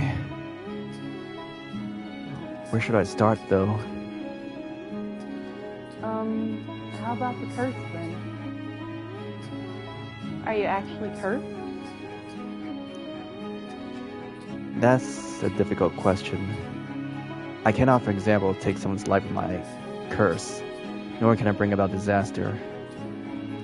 I don't have any magical powers like that. So what you said outside was a bluff then? It was just a way to chase the villagers away. Well, you certainly put on a convincing performance. So you can't actually curse anyone, huh? And regardless, I am human. Nothing more, nothing less. At least, I consider myself one. Others would disagree. And the reason for that has to do with my body. Your skin, hair, and eye color, right? Right.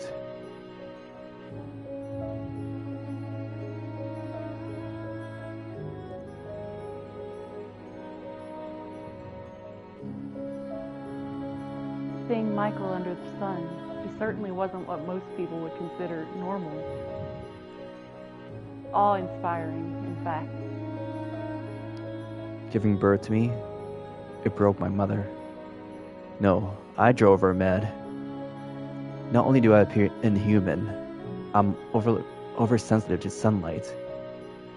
Why a little light through the window isn't much of a problem. I can't be outside, directly under the sun, for more than a couple hours. When she realized I couldn't go out into the sun, my mother started thinking I was possessed by a demon. So she banished me to this mansion until my curse was broken. That was 10 years ago. Just because you look different from them? The family's reputation was at stake too. If other noble houses realized they were giving refuge to an unholy creature, it would destroy the Bollingers. You saw how the villagers reacted. They called me a demon when they saw me. I suspect the rumors about the mansion played a part in that. If nobody thought the house was cursed, they wouldn't have... I'm sure you were afraid as well. You saw me and thought I was not of this world. That I looked like a demon. I thought you looked like an angel. A what? I, at least, thought you looked more like an angel than a demon. It never once crossed my mind that you might be evil. But I understand your situation now. Because of your appearance, you've lived all alone in this dark mansion. For 10 years. It was never really an inconvenience. They bring me all the supplies I need. You big liar. Have you never considered running away? That's not an option. Because of the sun? No, I could move during the night if I really wanted to. I'm being watched to ensure I don't leave. Watched? They can't allow anyone to find out that I'm alive, particularly at the Bollingers' estate. If I were to run and they were to find out, I would probably be killed. If only I didn't stand out so much, I might be able to stay out of sight easier. But also, Also, I had been holding on to a little hope. I think. Hope that I might be able to return someday. I've all but given up on that hope now, though. Not that I ever had enough willpower to really fight for it. I see. You don't need to worry about pitying me either. As long as it's become normal to me. That's not something that should ever become normal. So, what was that really a moment ago? You don't actually have a condition that makes you argue with yourself, do you? Please tell me. You don't have to believe me. In fact, I doubt you will. You're free to think I'm completely mad.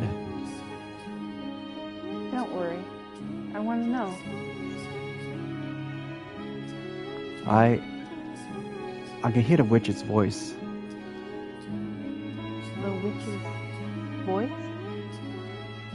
It started when I first arrived at the mansion. No one else can hear it either. Like I said, it sounds crazy. Not at all. I said I would trust you, so I believe you.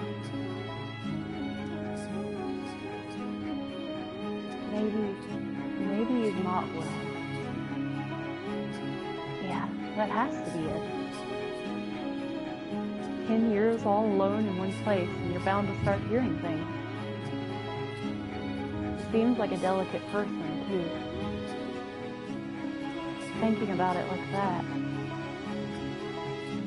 I'm starting to feel really sorry for him.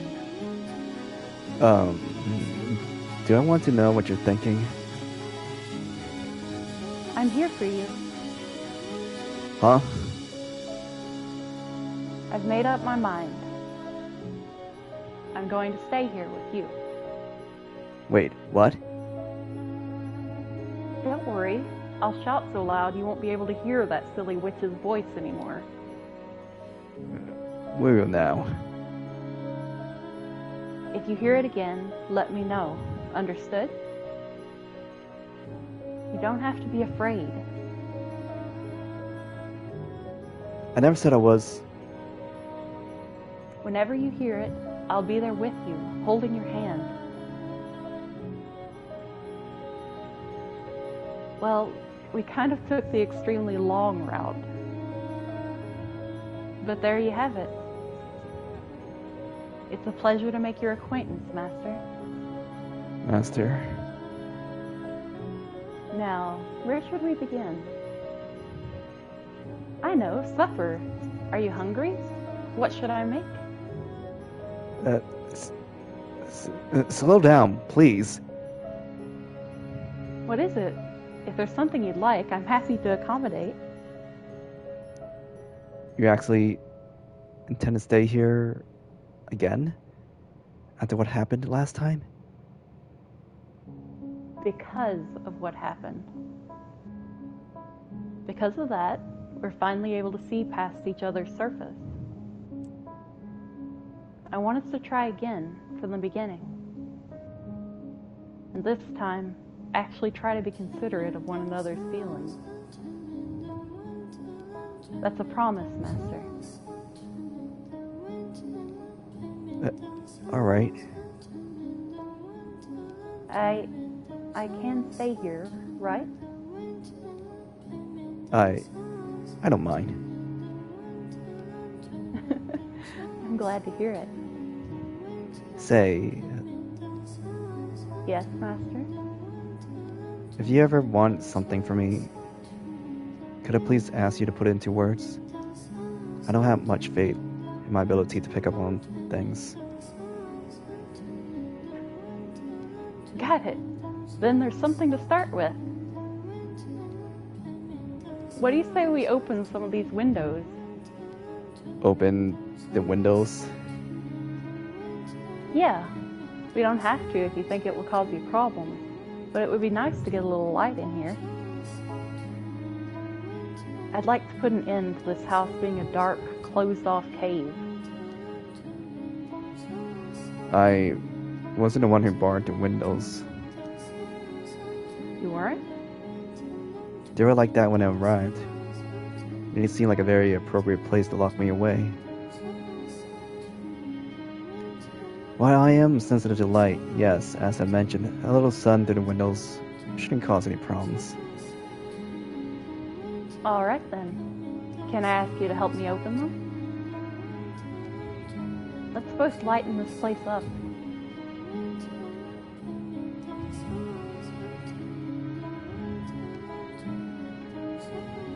After a few moments of silence, Michael gave me a curt nod. Well, we couldn't do anything about the windows that had been boarded up. The two of us forced open the ones that were just covered by rusted-over shutters. When we got the first one open, a beautiful stream of light like nothing I had ever seen before.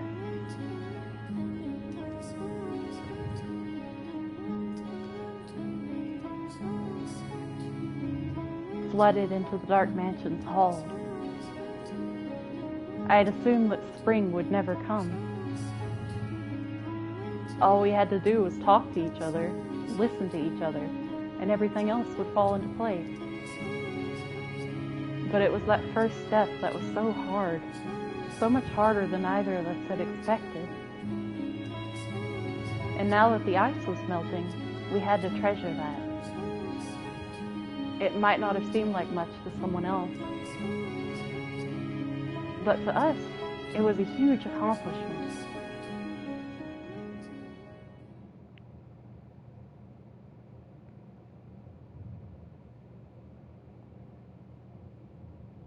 This time, it'll all work out. It has to. I had all the confidence in the world when we were together. But now that I'm alone in the dark, in the absolute silence of the night, I'm starting to get anxious again. Starting to feel like something bad is going to happen. Like I'm going to mess something up again. We took a big step today, and I know I have to keep it together to keep thinking positive.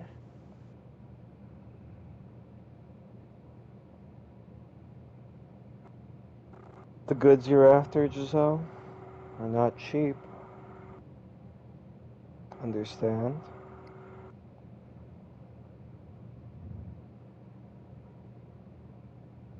Thus saith the Lord of hosts, the woman hath committed 3 sins. She has lied, she has stolen, and she has betrayed her fellow man.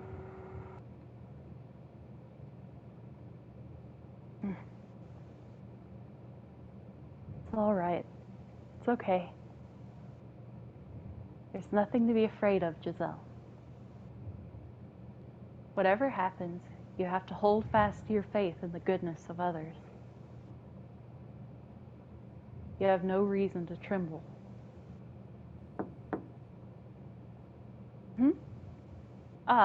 Yes? Come in. That's odd. I don't think I was hearing things.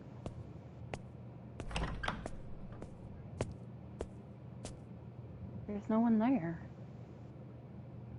What was that about? Oh? The glass? It's wine, and it's so warm. I guess he heated it on the fire for me? Oh, you. You could have at least said hi.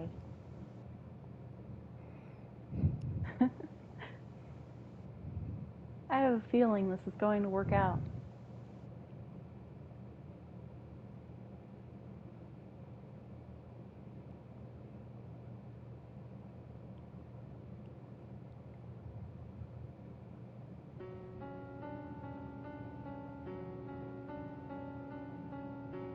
the light shining in through the windows swallowed whole by the darkness, as if to say our time together never actually existed. We saw it though. Together we watched the light crack open the darkness. I'm begging you, please remember. Please find yourself. Please, Giselle, don't let the things you felt, the warmth that fell over us, remain lost to you. I might have seen it.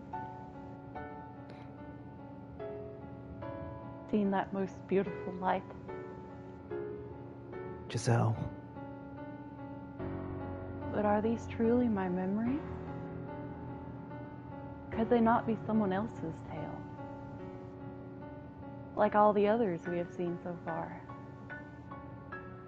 She was so bright and energetic, and I am neither of those. Besides, the maid needs not a tale of her own. This is not a story. These are memories. Mine and your memories, no one else's. It is all very much real, as were the kinder, happier days that came next. Kinder, happier days.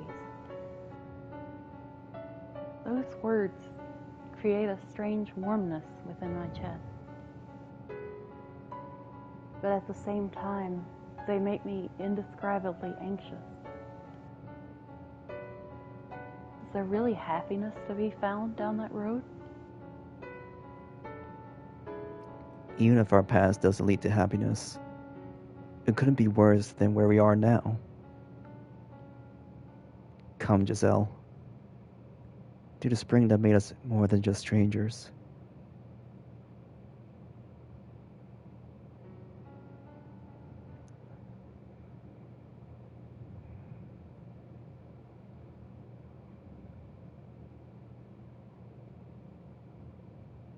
Master?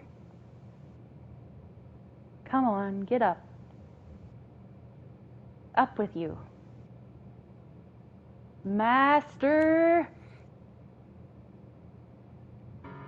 What?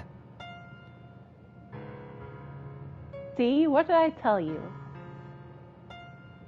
It's so much nicer in here with a little light.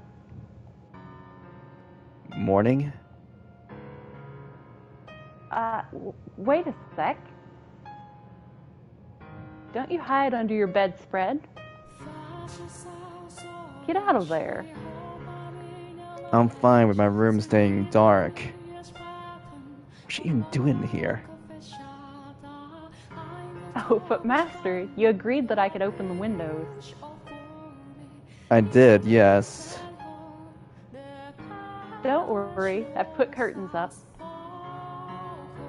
If it gets too bright, you can draw them. Mornings take the best parts of being outside and squeeze them all into the same few hours. You don't have to go outside in the sunlight for it either. Just listen to all the wonderful sounds. The joyous songs of the birds, the swaying of the trees, the rustling of leaves.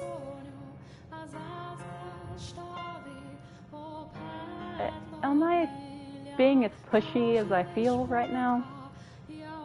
Kind of. But you wouldn't be able to be you if you weren't. So for now, I won't get on you about it.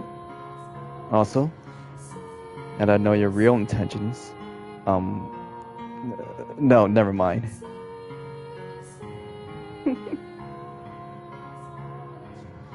I completely misjudged you. You're the exact opposite of what I thought you were. What did you think of me? Let's see. I thought you were cold and cruel, heartless and incomprehensible.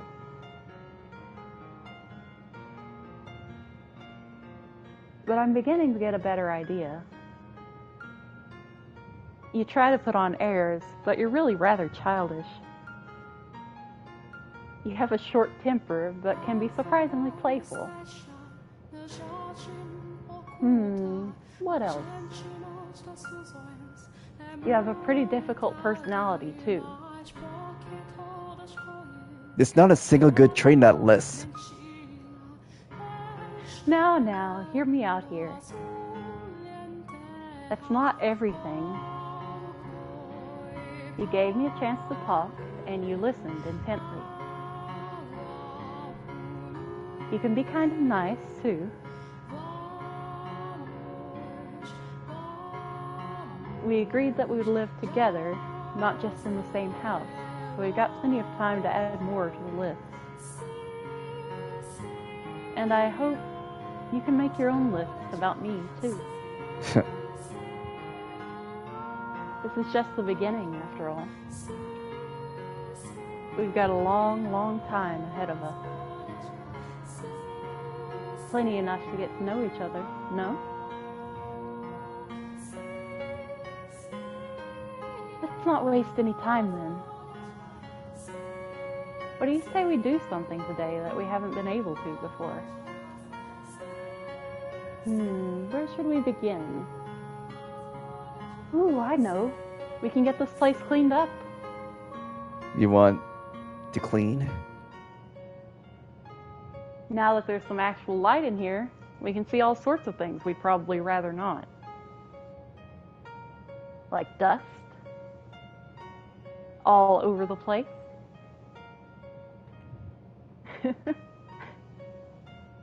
My vision was still slightly unfocused, having not completely escaped from Morpheus' embrace, but I could see well enough to catch her smiling brightly.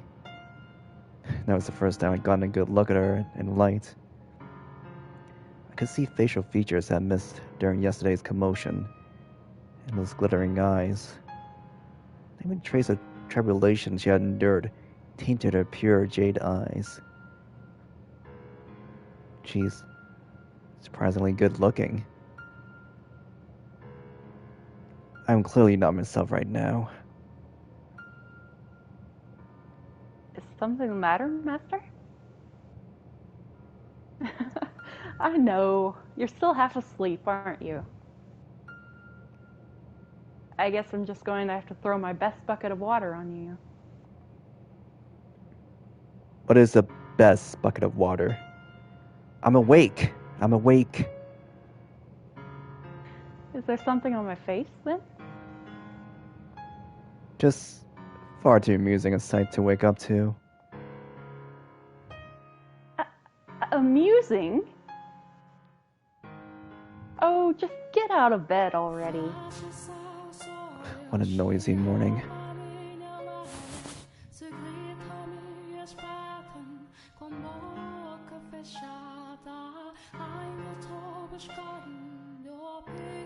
I got my first decent look at Michael's face under the light that morning, watching him stifle a yawn as he crawled out of bed.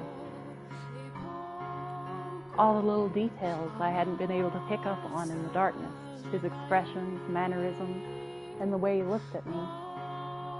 I could see facial features I had missed during yesterday's commotion, and those vivid, all-consuming red eyes. I was probably, no, almost certainly, making a really dumb face at him.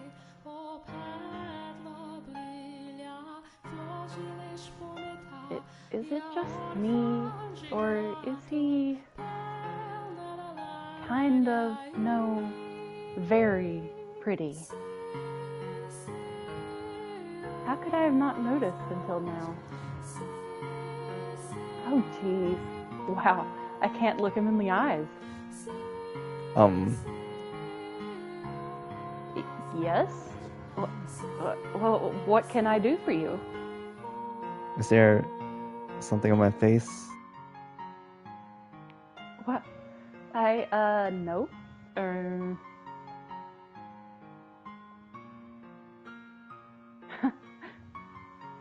Huh? Hair monster. Excuse me? No, your hair. It's really long. Yes, that's it. Way too long. Ho ho, is that any way for a servant to speak to her master? I'm just kidding. I don't have any interest in holding your status against you anymore.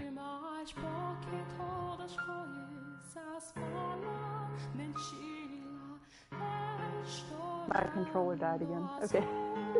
Cat caught your tongue. Yes. I see. It's really hard to tell if he's joking or not. So, about that cleaning. May I wash my face first? What? You're going to help? As I just said, I'm not going to act like I'm superior to you anymore.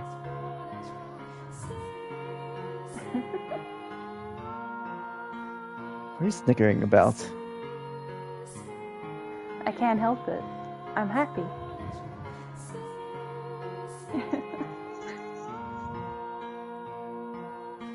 If my hair really bothers you, you can cut it.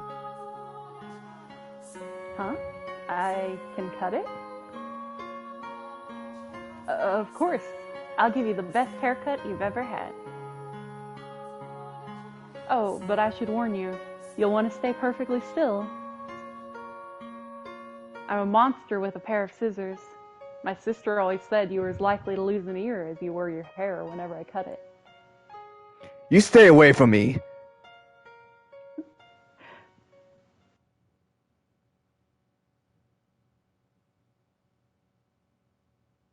I was shocked at how much more comfortable I felt around her only one day following our open up to each other. Maybe this was normal and I simply had never felt it before. I didn't know. I thought it would take years of work to get close enough to someone to be able to have a conversation without picking apart every little detail. But here I was, a day later, already there. Was that how it usually worked? Did people normally get close and draw apart so freely? I didn't find it unpleasant to have someone else around. It was a strange feeling. All that friction that dissipated in an instant. It was like we had known each other for years. Though not entirely unwillingly, we began sharing meals, something I'd always done by myself. Hey, I see you shoving aside that parsnip. You need to eat everything. Do you have any idea why there was so much rotting parsnip in the cellar? I don't care for it. You could at least pretend to be ashamed. Yeesh, you're not a kid, so don't be so picky. It's not good for you. Hasn't caused any problems thus far. It will soon enough. I can't believe you. We have limited supplies, and you won't even eat your vegetables? Ooh, question. I've got an idea. Go on. Is the list of supplies sent by your family set in stone?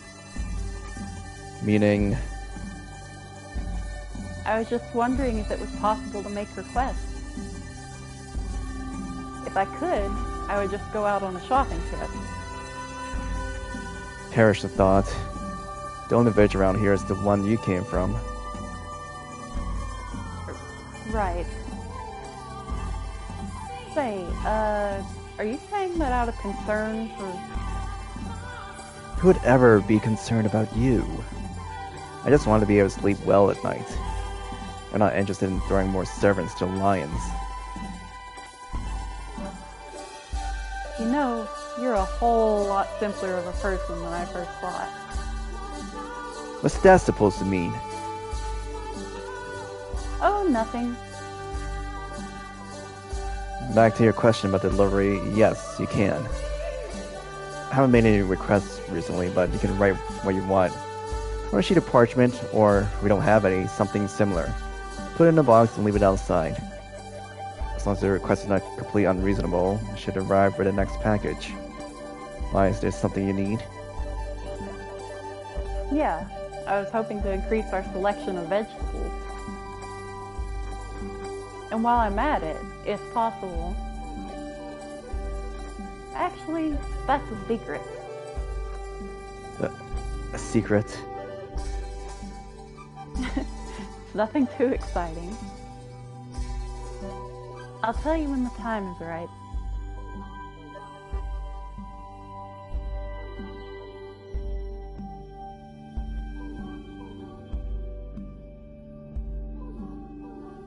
My relationship with Michael gradually transitioned from master and servant to something closer to friend.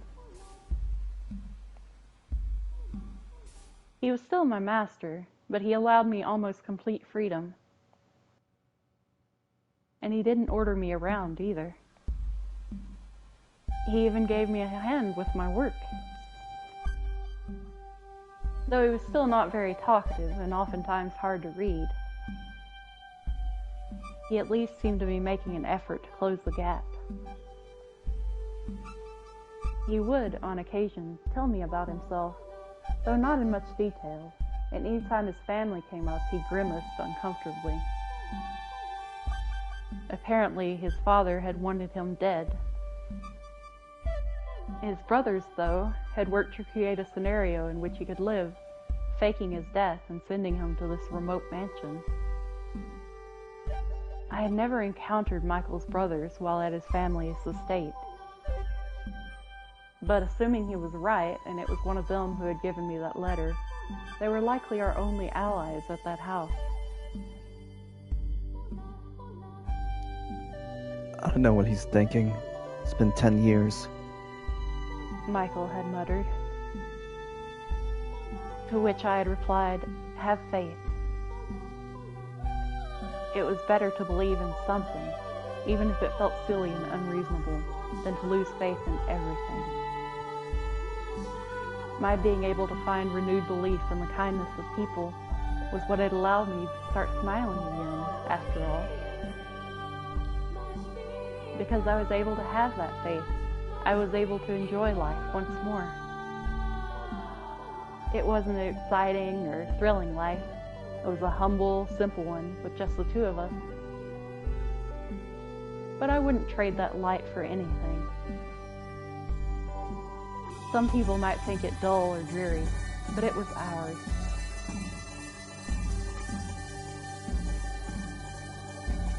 Master, I really, truly appreciate that you want to help with the cooking.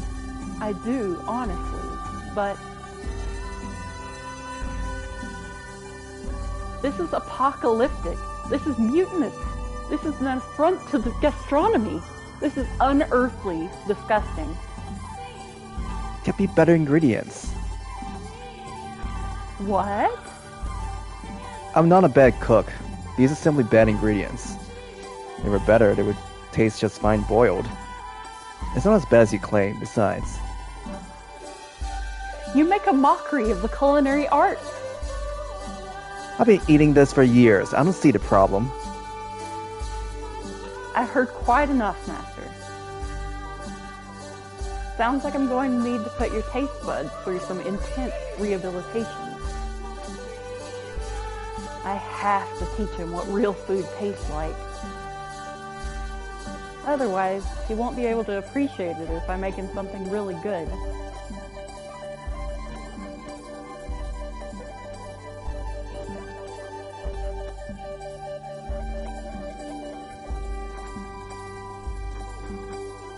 Hold the chair steady for me, will you? I'm gonna wipe down the top shelf. I can handle it. I'm tall enough to reach without standing on a chair. Not as simple as just running a rag over it. I've got practice, so let me take care of it, alright?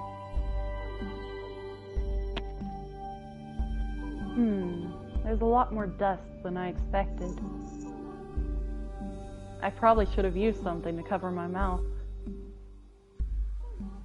You're going to want to hold your breath for this, Master. Alright, here goes. She's quite practiced. Is there any need for me to be holding the chair?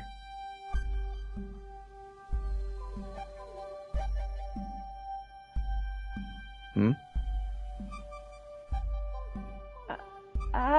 Achoo!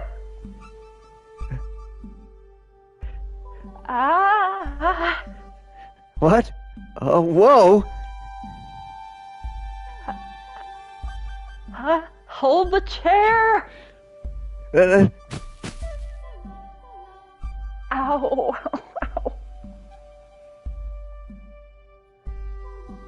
I'm so sorry. I didn't think there would be that much dust. Thank you for holding the... Master? Your hand is... what? Your hand is, it's on my chest. No, it was an accident. Right, it was. It's fine. Really. It was my fault anyway. It's completely, totally fine. I can't look her in the eyes. Could this be any more painfully awkward? So don't worry about it, Master. Honestly, I should be apologizing for subjecting you to that. That's easier said than done. Geez, something about this stifling awkwardness. For one, it was only for a moment. I barely even realized what it was, but that's not the issue. I need some clever way to brush all of this aside. Something witty that tells her I'm not bothered at all. I'm not concerned. In fact, I see no reason to be concerned at all. I felt like I was squeezing a beast's rat. Hardly even perceive it as a breast. Oh my gosh. Shut up, Greg. Now you know, does it? An obese brat. An obese brat. What? How utterly insensitive can you be? I'm going to rip every last hair off your head. Ah! Leave my hair off this!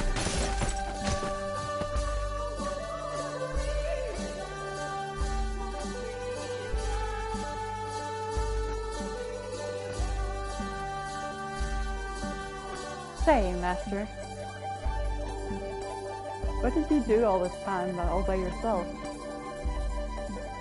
That's an exceedingly vague question. Say when you were really, really stupidly bored out of your mind. What did you do to keep yourself occupied?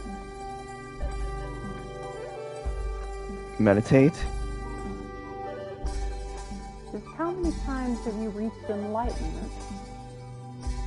I sometimes played chess too. Chess? Wait, by yourself? Yes. I imagined how an opponent might react to my moves, and play the other side that way.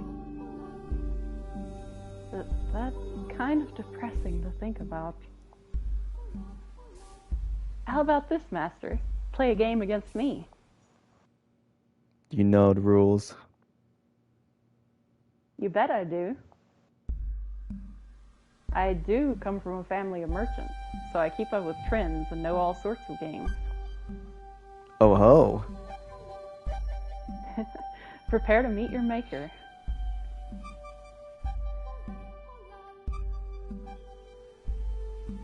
So, who was I supposed to meet again?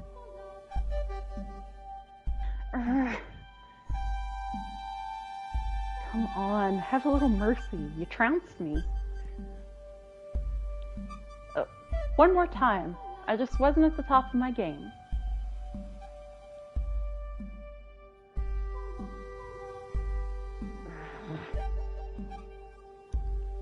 When am I going to meet this maker?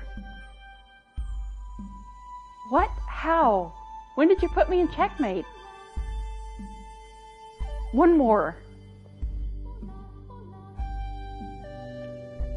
Hold on, that's not fair. Take it back. Ah, my king. Please stop. Amateur. Can't you go just a little bit easy? You never asked me to go easy. This isn't a game. This is a slaughter. This is a one-sided massacre. About this maker. I'm looking right at him. That was actually kind of fun. No, it wasn't. It was miserable. Next time we're playing something fair. Such as... Let's see. Ooh, I know. Arm wrestling. Huh? Arm wrestling? Yeah. You sit across from each other, put your elbow on the table, grab hands, and see who can pin the other down. Who would ever willingly participate in such a primitive competition? Not interested then? Or are you afraid you might lose? Alright then. I can't imagine losing to a woman. Okay, elbow on the table. Start on my count. Ready? Go!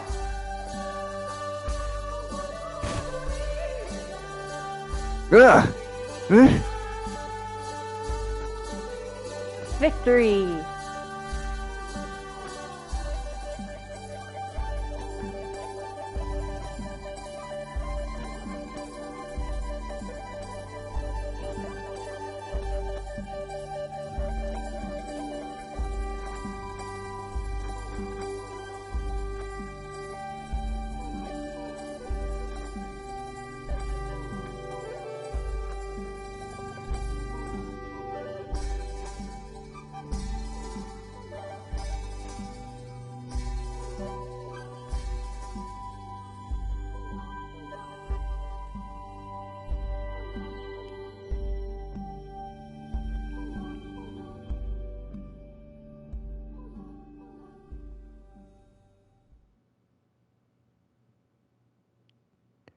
With each passing day, it grew less and less unusual, having Giselle always at my side.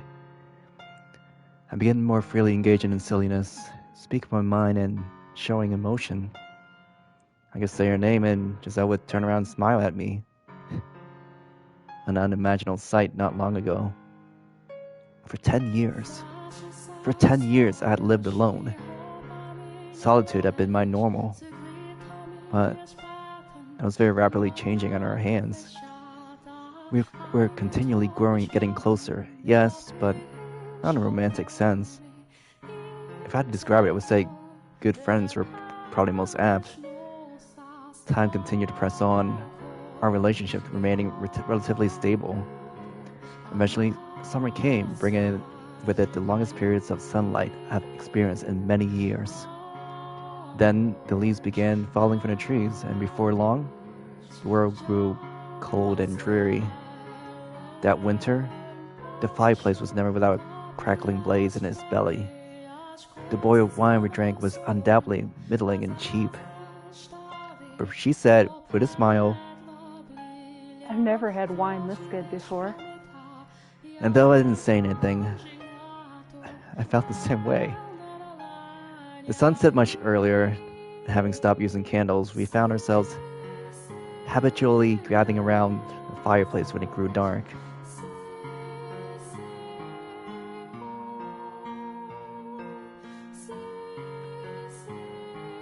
Reading a story by the fireplace like this almost makes it feel like we're in another world, doesn't it, Master? I bet that's why troubadours perform at pubs, so they can be near the fire. Or because there's ale. Drunkenness makes even bad singing and storytelling pleasant to the ears. Oh, you're such a cynic. A realist. That's okay. Say, Yes? do you remember when I first arrived here? When I was cleaning the library? Please don't tell me you're bringing the beast radish in it back up. No, not that. Before that. Before we could actually talk to each other. I believe I suggested we read something together if you ever felt the inclination. You might have. Can't say I remember. Are you sure about that? You turned down my proposal, saying I was wasting my time. But look, it actually happened. Even if you don't remember, I'm sure you never thought this moment would come. I was, for the most part, focused on making sure things didn't get any worse between us. But to be honest, I didn't expect there would ever actually come a time we could sit shoulder to shoulder and read a book.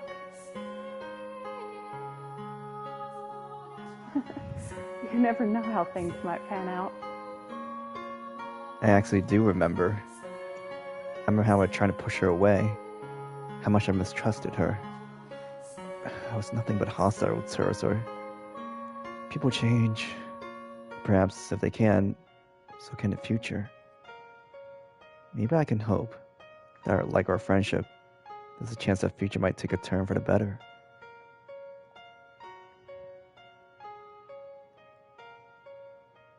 Is something the matter? I don't much care for hypotheticals, but if by some chance I were someday to be able to return to that house, should that time come, this house is home to her nightmares. Even if it didn't happen until after my father was gone, I wouldn't erase what he had done to her there. She acts like nothing's wrong, though. I don't know. Have her wounds healed, or do they still remain? Should that time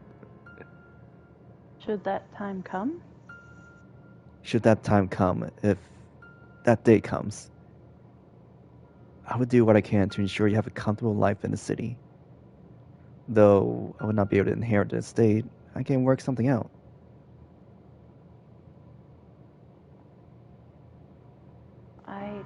I see. Thank you very much. But if you would be comfortable doing so, I would be pleased if you were to join me. I mean as a servant. As a servant. Yes, as a servant. We're short in hands. I see. A servant. Do I really need to repeat myself? Yes, as a servant.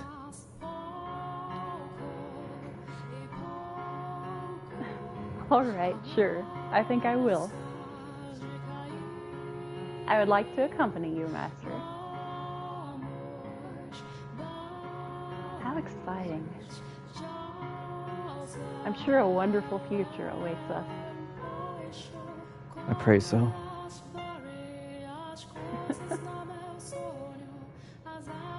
Now, back to the story. I believe we had just gotten to the point where the knight set out to defeat the monster and save the princess. I bet he was a big, buff, muscular knight. Let's not talk about how muscular he was.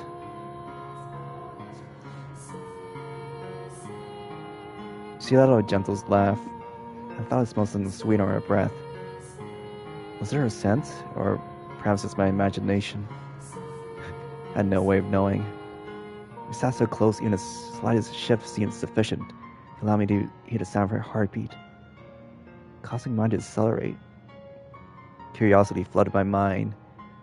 What might be she thinking right now? What does she think about me? As much as trying to banish them, I frustratingly failed. I was just getting caught up in the moment. I just briefly lost my way.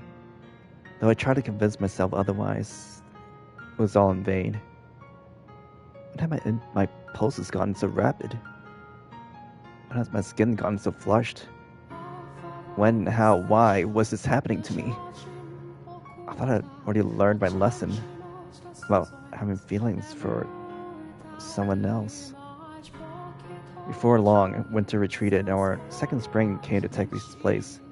A full year had passed and has resumed living together. I don't think it was my imagination that this year felt much warmer than last. Spring seemed to have arrived a bit earlier than in previous years. One night, when a breeze carried on it a pleasant residual warmth, Giselle escorted me out to the garden.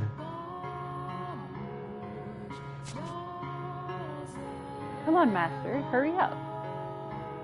It's the middle of the night. What's so important? I just found it myself. And I couldn't wait until morning. A rose. It blossomed. A rose?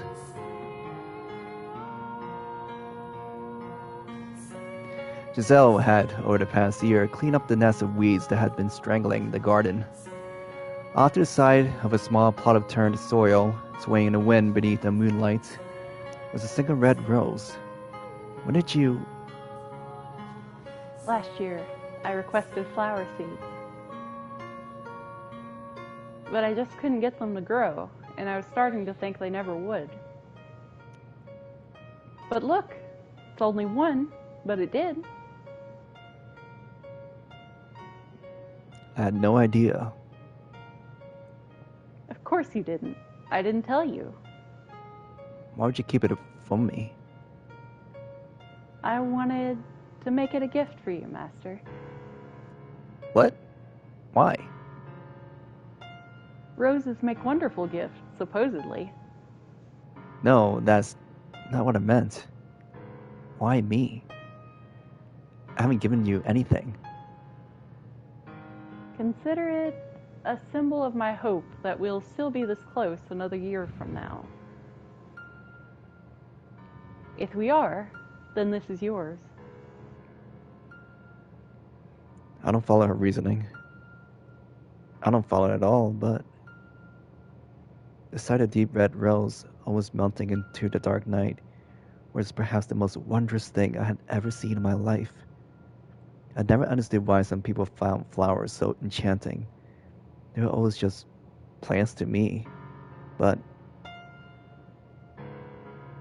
that one, on that night, was undeniably beautiful, majestic. Like a young child seeing a flower for the very first time, my hand automatically reached out for it. Not knowing the proper way to appreciate flowers, I didn't gently caress its petals or take in its fragrance. I snapped its stem.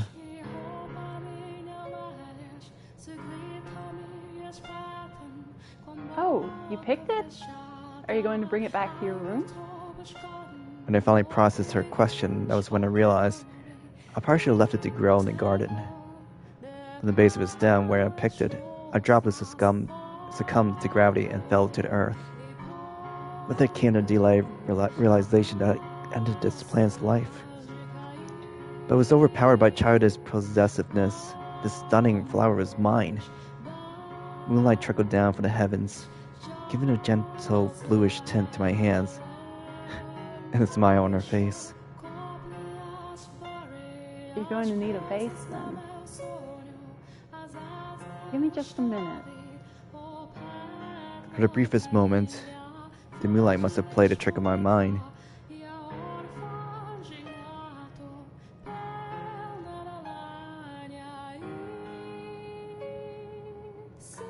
Huh? Master? What on earth am I doing? A look of bewilderment filled Giselle's face, just inches from mine, which hammered in the reality of what I had just done. The thought had just crossed my mind that perhaps her black hair might prove a good backdrop for the rose, but it was supposed to remain a simple fancy. What was that about? An excuse. I need a good excuse. A drawing. A drawing? Right. I like to preserve it on a canvas. What? What? I mean, that a rose on its own doesn't make very compelling pictures, so we like to include you as an accessory. Wait, you want to draw me too? Merely as a backdrop, as a background element. You're slightly more interesting in the vase. That's all. I've never seen you draw anything before. I just never got the urge. You know how?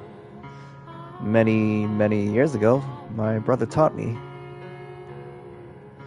I don't think I can handle being a model. I've never had a drawing done of me before. You would probably be better off with just the rose. You gave it to me, didn't you? That means I am free to do with it as I please. I did? I didn't mean to sound so rude. I had no real interest in drawing the rose, but I couldn't just take it back either.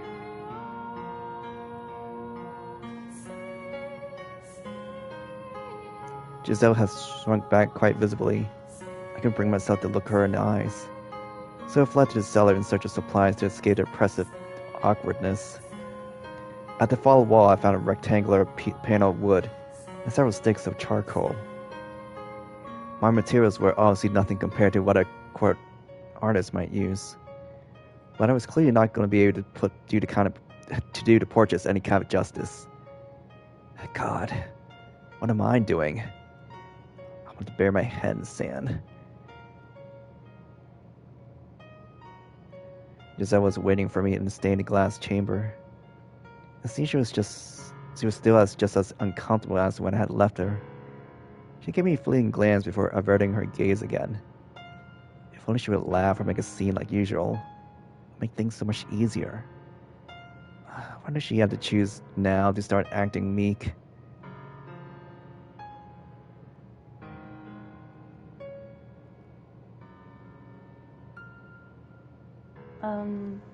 What should I be doing? Stay perfectly still, please. Do you need me to pose or anything? No, just get comfortable. Look away. Why? It's hard to work when you're watching me.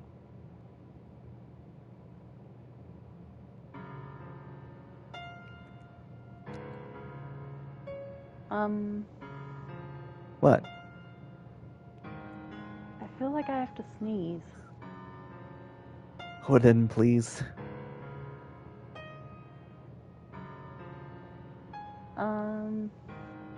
What now? Can I see it? I've barely drawn anything yet. As long as my eyes didn't meet, I was able to observe her. My gaze was quite clearly not focused on the rose, but Giselle. At first I had regretted my in-the-moment proposition, but I was beginning to think it hadn't been such a bad idea. Without some sort of pretext, I would never have been able to examine her so intently. I didn't have that kind of courage. This isn't like me. But what was like me? Did I prefer being a sharp-tongued, unapproachable recluse? Was that what I wanted to strive for?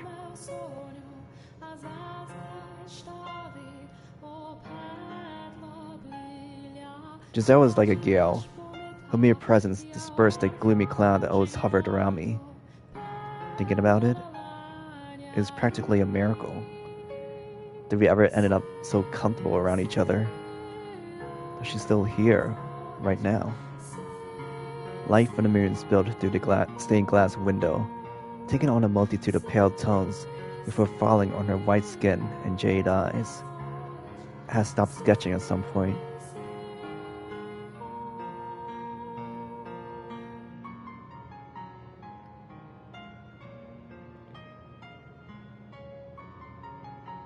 What in the world was going on? One of my roses had finally bloomed, which I thought would put a smile on Michael's face. But rather than improve his mood, it had made him go all strange. It had made him say he wanted to draw something. I'd never seen Michael draw anything before.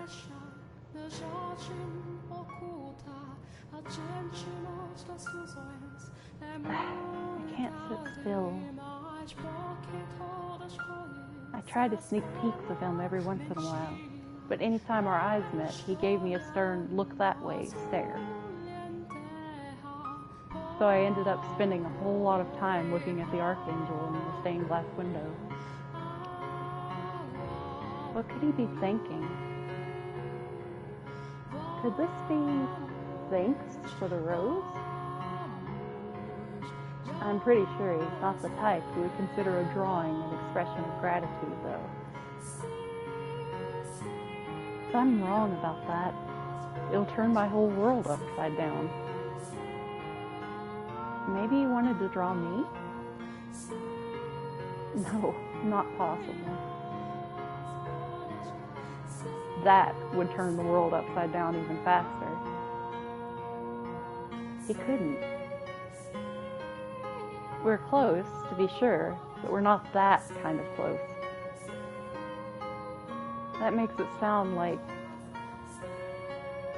Michael's attracted to me. And there's no way. There's absolutely no way. He compares me to an obese rat and calls me an amateur at chess, laughing while he crushes me. So that's not what this is it?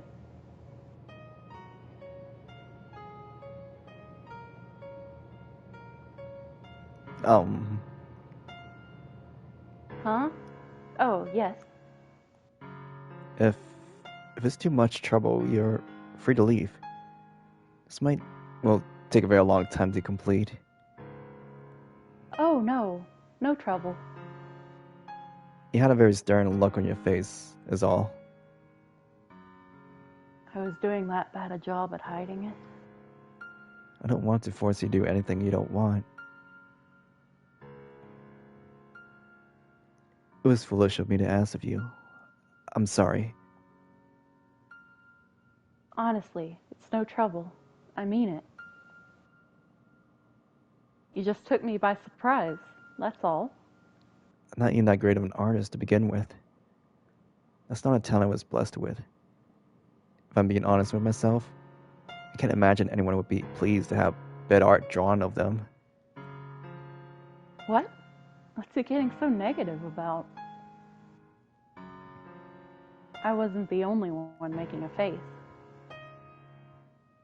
His head was turned slightly downward, a forlorn shimmer in his eyes. I'd never seen him make that face before. He resembled a child who had just been scorned by his mother. I wasn't at all angry or displeased with him. I was just fine, honestly. I had to get that through to him. I am pleased. It doesn't matter how it turns out. You drew it for me, Master. Whether it's good or bad is irrelevant. I would... But the moonlight shining through the stained glass was so enchanting. I lost myself in it. I would be happy with anything drawn for me by the man I love.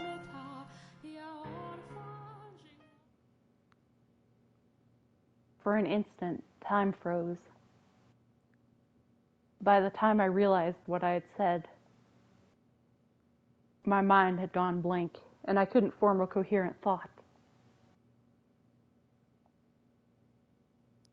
I mean, like, like family. You're like an older brother to me. I meant love, like love for a brother.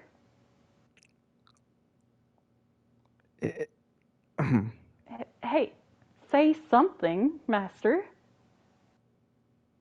Give me your usual exasperated sigh. Come on now. Go on. Give me your best good grief, and then hurl me out the window. Oh, come on, please.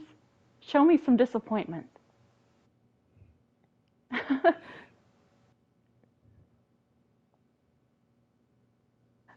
Master.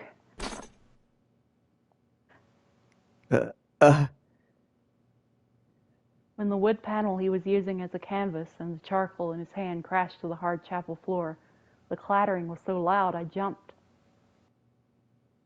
I didn't have the presence of mind to wonder why he had knocked over the canvas, or why his hands appeared to be shaking. Let me help you with that. I stepped towards him, and when I did, the moonlight shining down upon us intensified, and our gazes of jade and ruby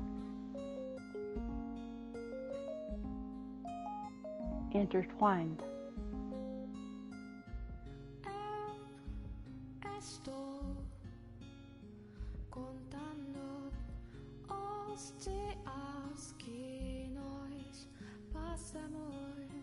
There was a visible rosiness in his ethereally pale cheeks.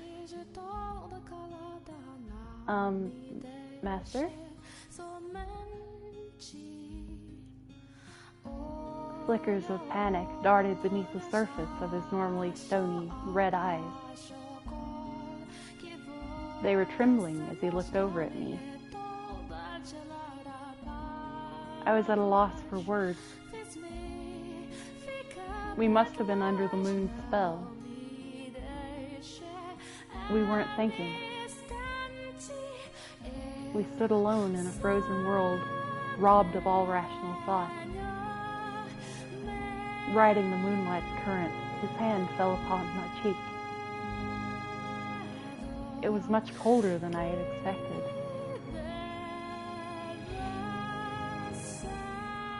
But it felt pleasant on my flushed skin.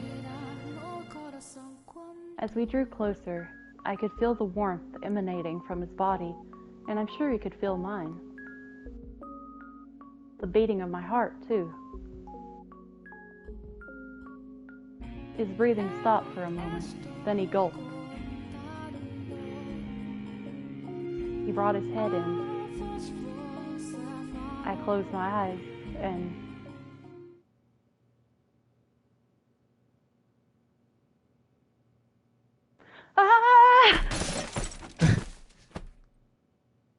then I shoved him away with all my strength.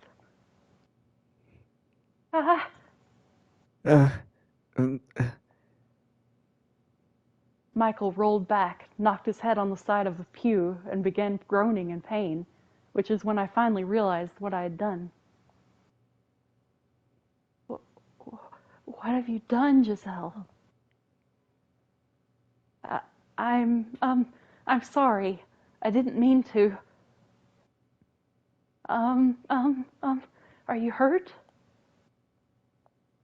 Fine. Sorry. You startled me. I really, truly didn't mean to knock you down.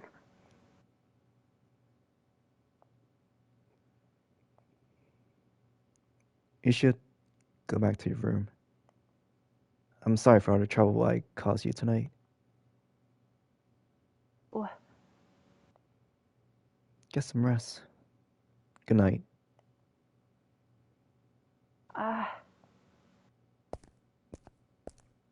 He turned away, marching off into the corridor enshrouded in darkness.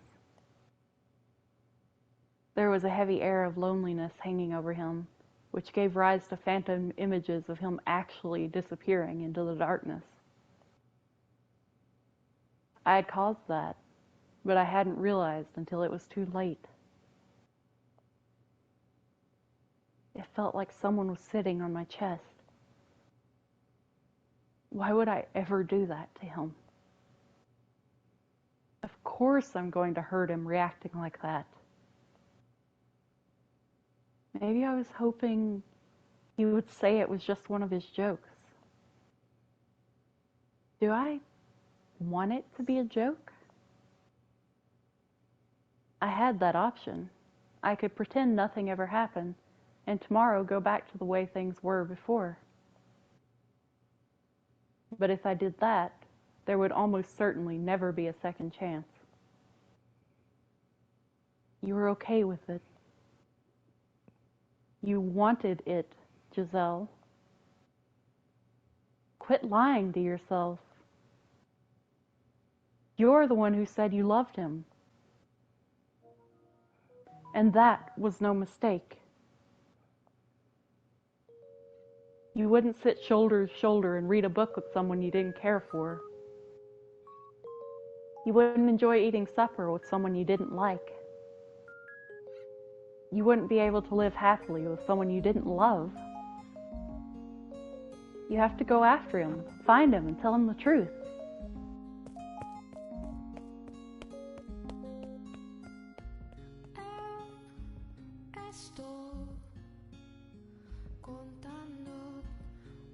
What am I doing, for God's sake? Not in my right mind. Something about me was off today. I couldn't control myself. I was saying things I didn't mean, doing things I didn't intend to. I'd never meant to do that. But at this point, I had no choice but to admit my feelings. I couldn't pretend I didn't know what they were anymore. How long had I felt this way? A week? A month? 6 months? Or maybe a full year? Had they already developed when we started anew? No, the when didn't matter. It didn't change the facts. I was still attracted to her, regardless of when it had happened. But she pushed me away, quite literally. I sighed to myself. Why should I be disappointed? She was nothing like me. I was reclusive and unsociable. She was the exact opposite. She was the kind of person who would confidently tell someone how she felt. And she had done exactly that. Said I was like a brother. But I hadn't listened. As a matter of fact, could I have been any more presumptuous? I didn't deserve to love anyone. It's better this way. Master.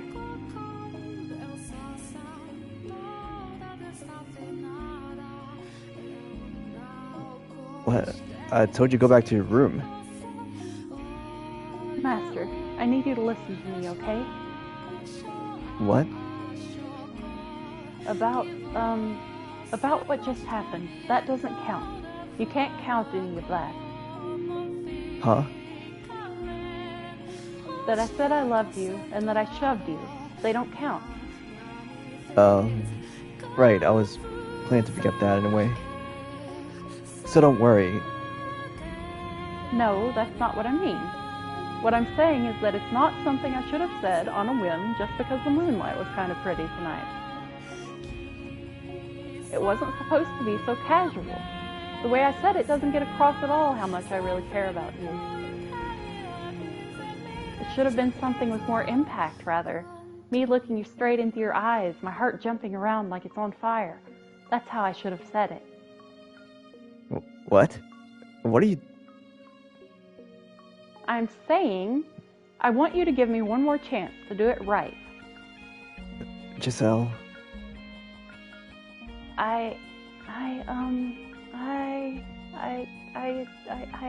Calm yourself. I am calm. In no sense of the world are you calm. Fine then, I'm not calm, but I am clear-headed. I mean every last word. Listen very carefully. I love you. I love you so much. I feel like my heart is going to explode. What? Huh? You mean like family? Like a brother, right? Romantic love. Romantic. What? I wasn't upset back there. No, I was elated. What? My mind couldn't keep up with what I was hearing. Half out of breath where she stood. Giselle was frantically insistent that she loved me. Was I dreaming? Master? How do you... I would like to hear how you feel about me. Assuming I interpreted that correctly. You were going in for a kiss back there, right? Right? So I can take that as your answer? Giselle looked up at me with bleary eyes. She had feelings for me. It was a miracle. I could hardly breathe. It felt like someone had stuck their hand in my chest, was squeezing my heart. I just had to say yes, and a smile was spread across her face. I could bring her joy, and all it would take was a single word. I had no reason to say no. My happiness was standing right there in front of me. What more could I ask for? All I had to do was reach out and claim it for myself. I tried to do that exactly in a chapel, and I could do it again. I loved her. I was a twisted man, cast out of the world and left with nothing.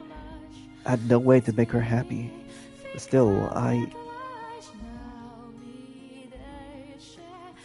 Don't tell me you've forgotten what you are.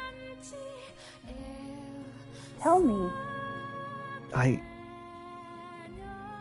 There was no moonlight to give me that nudge. Do you not feel that way about you? What?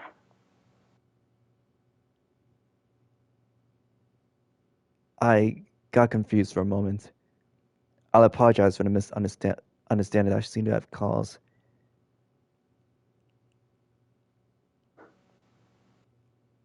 All the color drained from her, like a flower wilting before my eyes. A heavy sigh spilled from her lips. Her jade eyes swayed lifelessly back and forth. I hadn't thought mere love could possibly have such weight, but she looked as though I had just told her she was to be executed. I see. I'm sorry.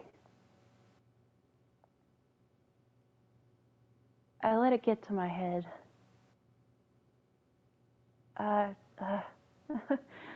Sorry for making such a racket. Really, God, what was I thinking? I got way ahead of myself there. Her fox energy hurt to watch. I had hurt her, and this was the result. You wanted to protect yourself even if it meant hurting her, but look where that got you. Would have been better off just going with it. Before when she learned the truth, she would push you away anyway. I'm sorry. I'll be going now. Sorry for barging in on you like that. She made her way into the shadows towards the door. There, you did it. You preserved your peace. I got the feeling she would never again turn back. Your mistake was ever getting close to anyone. And had I always wanted was right there in front of me. I was so close to obtaining it. And you pushed her away. I actually did love her. She would never love the real you. No, she couldn't.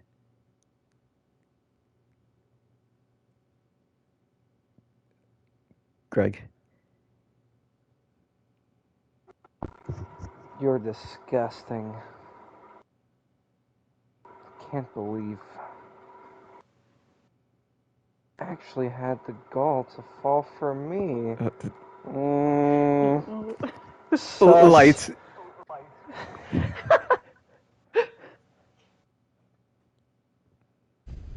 I don't know about this one. Never mind. Good night, Master.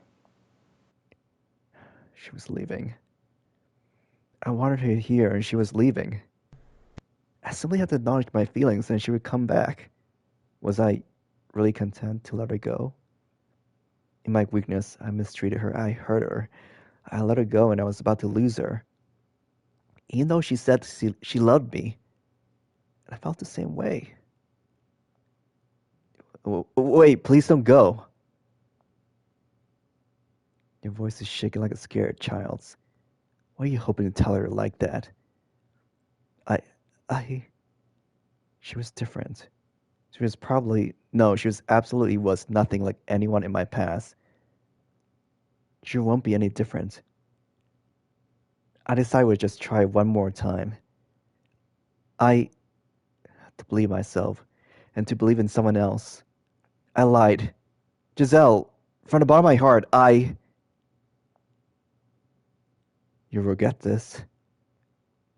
No, I won't. I sincerely love you.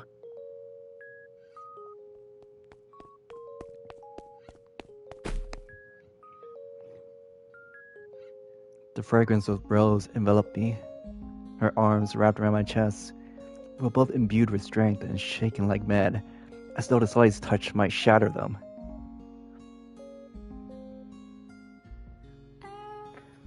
Why didn't you just say that in the first place? She said in a quivering, sniffling voice just inches from my ear. I lacked sufficient control over my mind or body to return her embrace, to run my hands through her hair, or to do anything more than support her weight. I'm sorry. Jerk, bully, brute. You don't get to play this one off as a joke. I'm truly, sincerely sorry.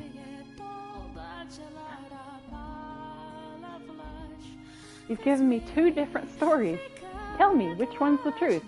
Were you just confused, or do you actually love me? I want to hear you say it again. Truth is, I love you. Again. I love you. Without fumbling this time. I love you, as I've said several times now. Not good enough. Again. Have mercy, please. I'm about to die of humiliation. Can I really believe you this time? You're not going to say you were lying again? No, I won't. Then we both feel the same way about each other? Shockingly enough, What's there to be shocked about? I didn't think there was anything likable about me. You really have to do something about that pessimism.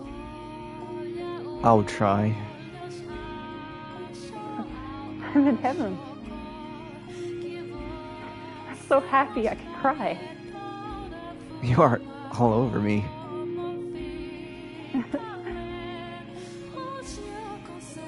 Oh, thank goodness. Thank goodness. When you first said no, everything went black. I wasn't sure what I would do anymore. I had lost all hope. I really do feel bad about that. But you had a change of heart. Now you're willing to have me. Yes, And everything I bring with me. That was the idea.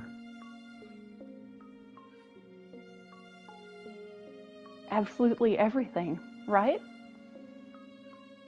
You were pushing that point rather hard.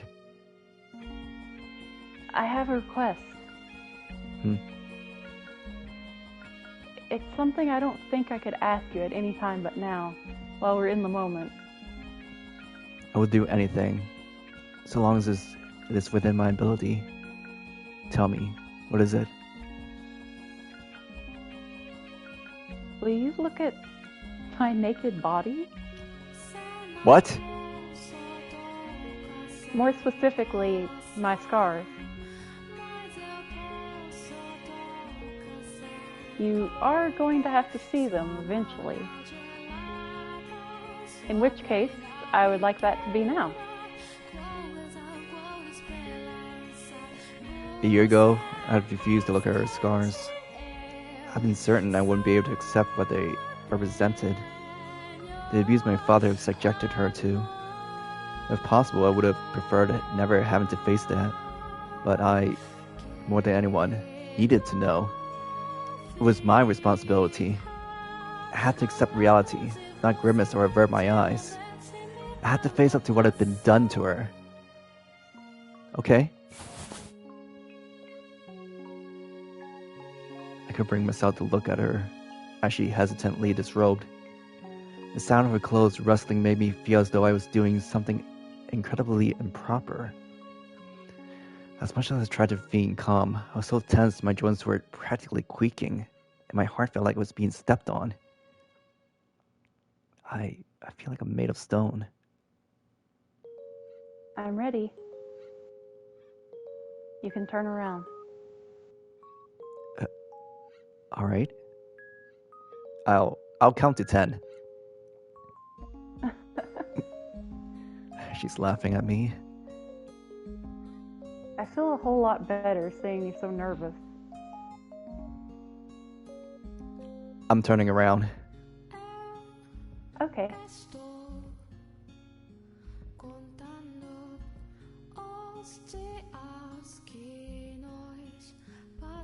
Her head was tilted down just enough to keep me from making out her expression, but she couldn't hide the pink flush spreading across her cheeks.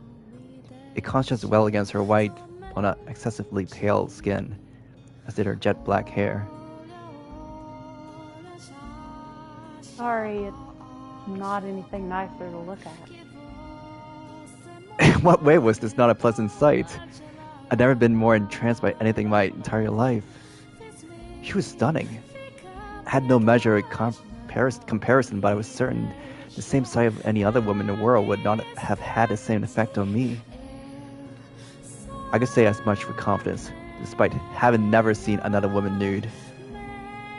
Hypnotized, I couldn't take my eyes off the gentle curves of her body. Were I more socially inclined, perhaps I could have told her she was pretty, which perhaps would have brought a sheepish smile to her face. And though I wanted to, my throat was dry as dust, and all I could manage to produce were incoherent raps.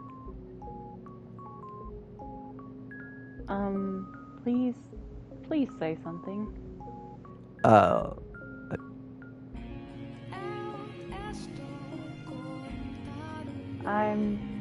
I'm hideous, aren't I? I'm unclean. You're not hideous. You mean it? I mean it. Why would you think so? Because You're not unclean. Not in the slightest. You mean it? I do. Even saying this? Giselle's eyes slid downward. I traced the fear lurking just beneath the surface. Following her lead, I dropped my gaze to her lower body, and there, I saw her scars. Swollen, red and black gashes, still not healed after more than a year, defiled her white flesh. As she had described for me, the lines were arranged to form letters carved into her skin. So that's why she said I would have to see them eventually. My instincts told me these were wounds she would carry for the rest of her life. I felt nauseous, heartbroken, infuriated at the fact that the person that had done this was out of my reach, at the fact that I could do nothing for her. What went through my father's mind when he looked at these? What did he gain for giving her these wounds? Why did he have to do this to her? Why my father, of all people? Giselle was the one with the scars. Giselle was the one in pain. But I felt like someone had shoved a handful of needles into my chest. Dozens of thick metal sticks piercing the walls of my heart, blood streaming through me like a river. If I didn't force myself to face it, I was liable to run. What was the right thing to say? What was I supposed to tell her? And as hard as I thought, I couldn't come up with an answer. All I came was intense frustration.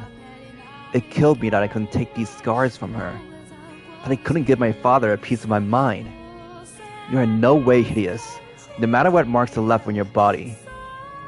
It took all I had to form a single sentence. Thank goodness. I'm so glad to hear that. When I was down in that village, they said it didn't matter what they did to me because I was already dirty. That made me think I had reached the point where I was so tainted, anyone could see it. I'm sorry. Why should you apologize? You were frowning really intensely. I thought I might have made you mad. No, I'm not angry at you. I'm angry at my father, the villagers, and myself. May I touch them? You may. My hands were trembling. I knew I wouldn't be doing her any favors by hesitating. As soon as my fingertips brushed her skin, she shuddered.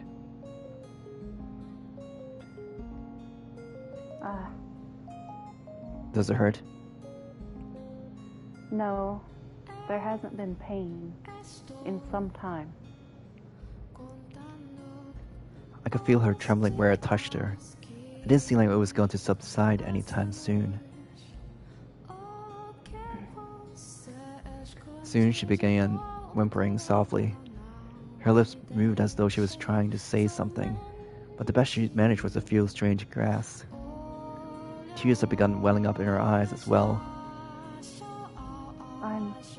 I feel like I'm in heaven right now, but I also kind of hate myself. Hate yourself? But why? Because I can't stop shaking. I'm overjoyed to feel your touch, but I can't control my body. I know you're nothing like that, but I keep seeing flashes of you doing other things in my mind. It kills me that my body won't react the way I feel in my heart. I was foolish to have ever thought these wounds might have healed. Just as scars remain on her body, so too did they remain on her heart. I like the physical wounds though. The ones inside her seemed to still be raw and bleeding. She just did such a good job of acting normal that I'd begun to think she might have gotten past them. Of course not, you blind fool. You shoved me back there because it brought back those memories. That's right. I'm sorry. I'm really, truly sorry. Why are you apologizing? I should be the one. Do you have any desire to place a curse on him? What? You want to curse Antonin? If you so desire, you might be able to make it happen. Cast a curse on him, perhaps even a fatal one.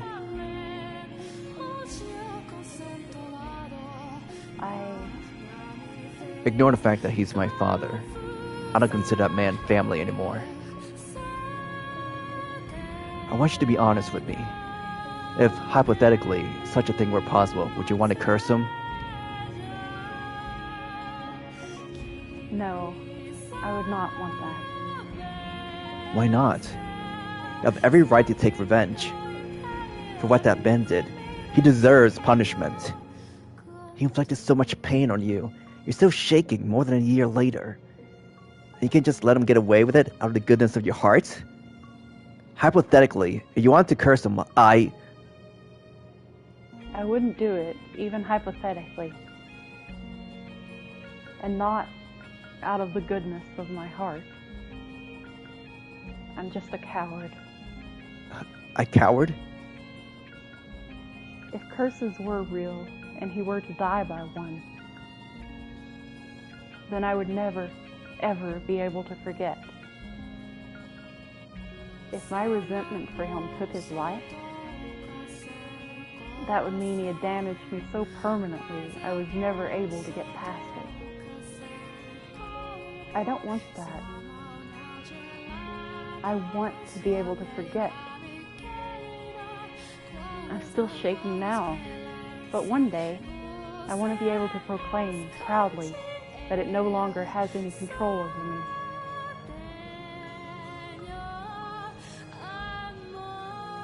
But I appreciate the sentiment. Setting aside your choice of method, you asked out of concern, and that's more than enough for me. A soft smile spread across your lips, but all that inspired in me was powerlessness. She was putting on an act. Was the sentiment really more than enough? Of course not. Not when she was still trembling so much. But what was I to do? Was I unable to leave this house and helpless against the will of the Bollingers to do? I was incapable of assuaging her pain, wasn't I? I couldn't do anything. Could I? Before I throw in a towel, I need to take some real time to think. To stop running from the problem. To figure out a real way to give her what she wants. That doesn't involve curses and angry words. There has to be something only I can do. Giselle? I took the hand that had been tracing her scars and slid it around her waist. Even now, her trembling showed no signs of abating. I would never. The one thing I could do, hurt you again, was to wrap her trembling body in my arms. I want you here with me. All I ask of you for now is to be at my side. You can be scared and you can quiver, but please don't apologize for it. Please don't feel bad about it. I promise not to turn my head from your pain. So I ask of you, try not to keep it buried. I had no power or influence. I don't know all the right things to say.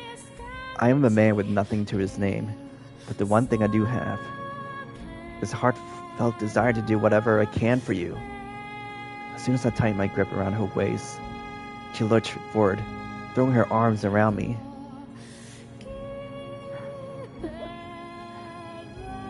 Muffled whimpers resonated against my shoulder, where she had buried her head.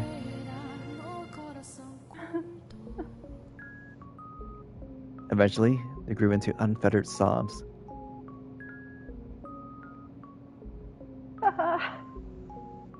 My bedchamber was enveloped in the sound of weeping.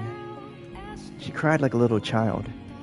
The usually strong-willed, cheerful, optimistic Giselle wailed from the depths of her soul. This past year, she had constantly been nudging me forward. It was always her leading the way. There had undoubtedly been moments where she had wanted to cry like this, but couldn't. So, starting now, I was going to try and support her too. Always surely I would mess something up, as I had little experience carrying. I would probably anger her, probably stress her out, and probably make her cry. But I had found my resolve. I had overcome my hesitation. I was sure I could do it. That I could create a place where she could find peace. I could surely... Giselle didn't stop crying until the sun had begun peeking over the horizon. I had, as I said, not looked away, simply holding her in silence. She had a decidedly unodd, childlike frame, but she seemed incredibly small in my arms. We felt each other's warmth through my clothes. Between sniffles, Giselle said softly,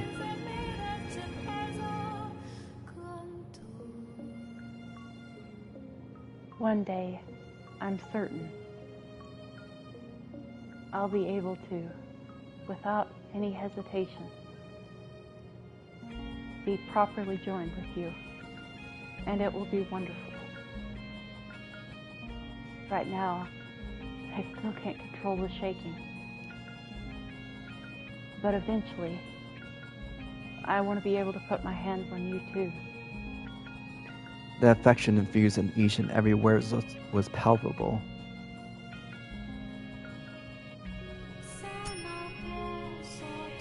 Sometime later, she just drifted off to sleep, exhausted.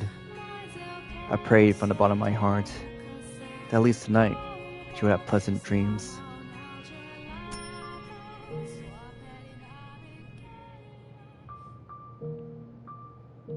And that is where we'll stop for tonight. Aww. I'm at like a weird spot right now because I'm like emotional, but at the same time, like I really need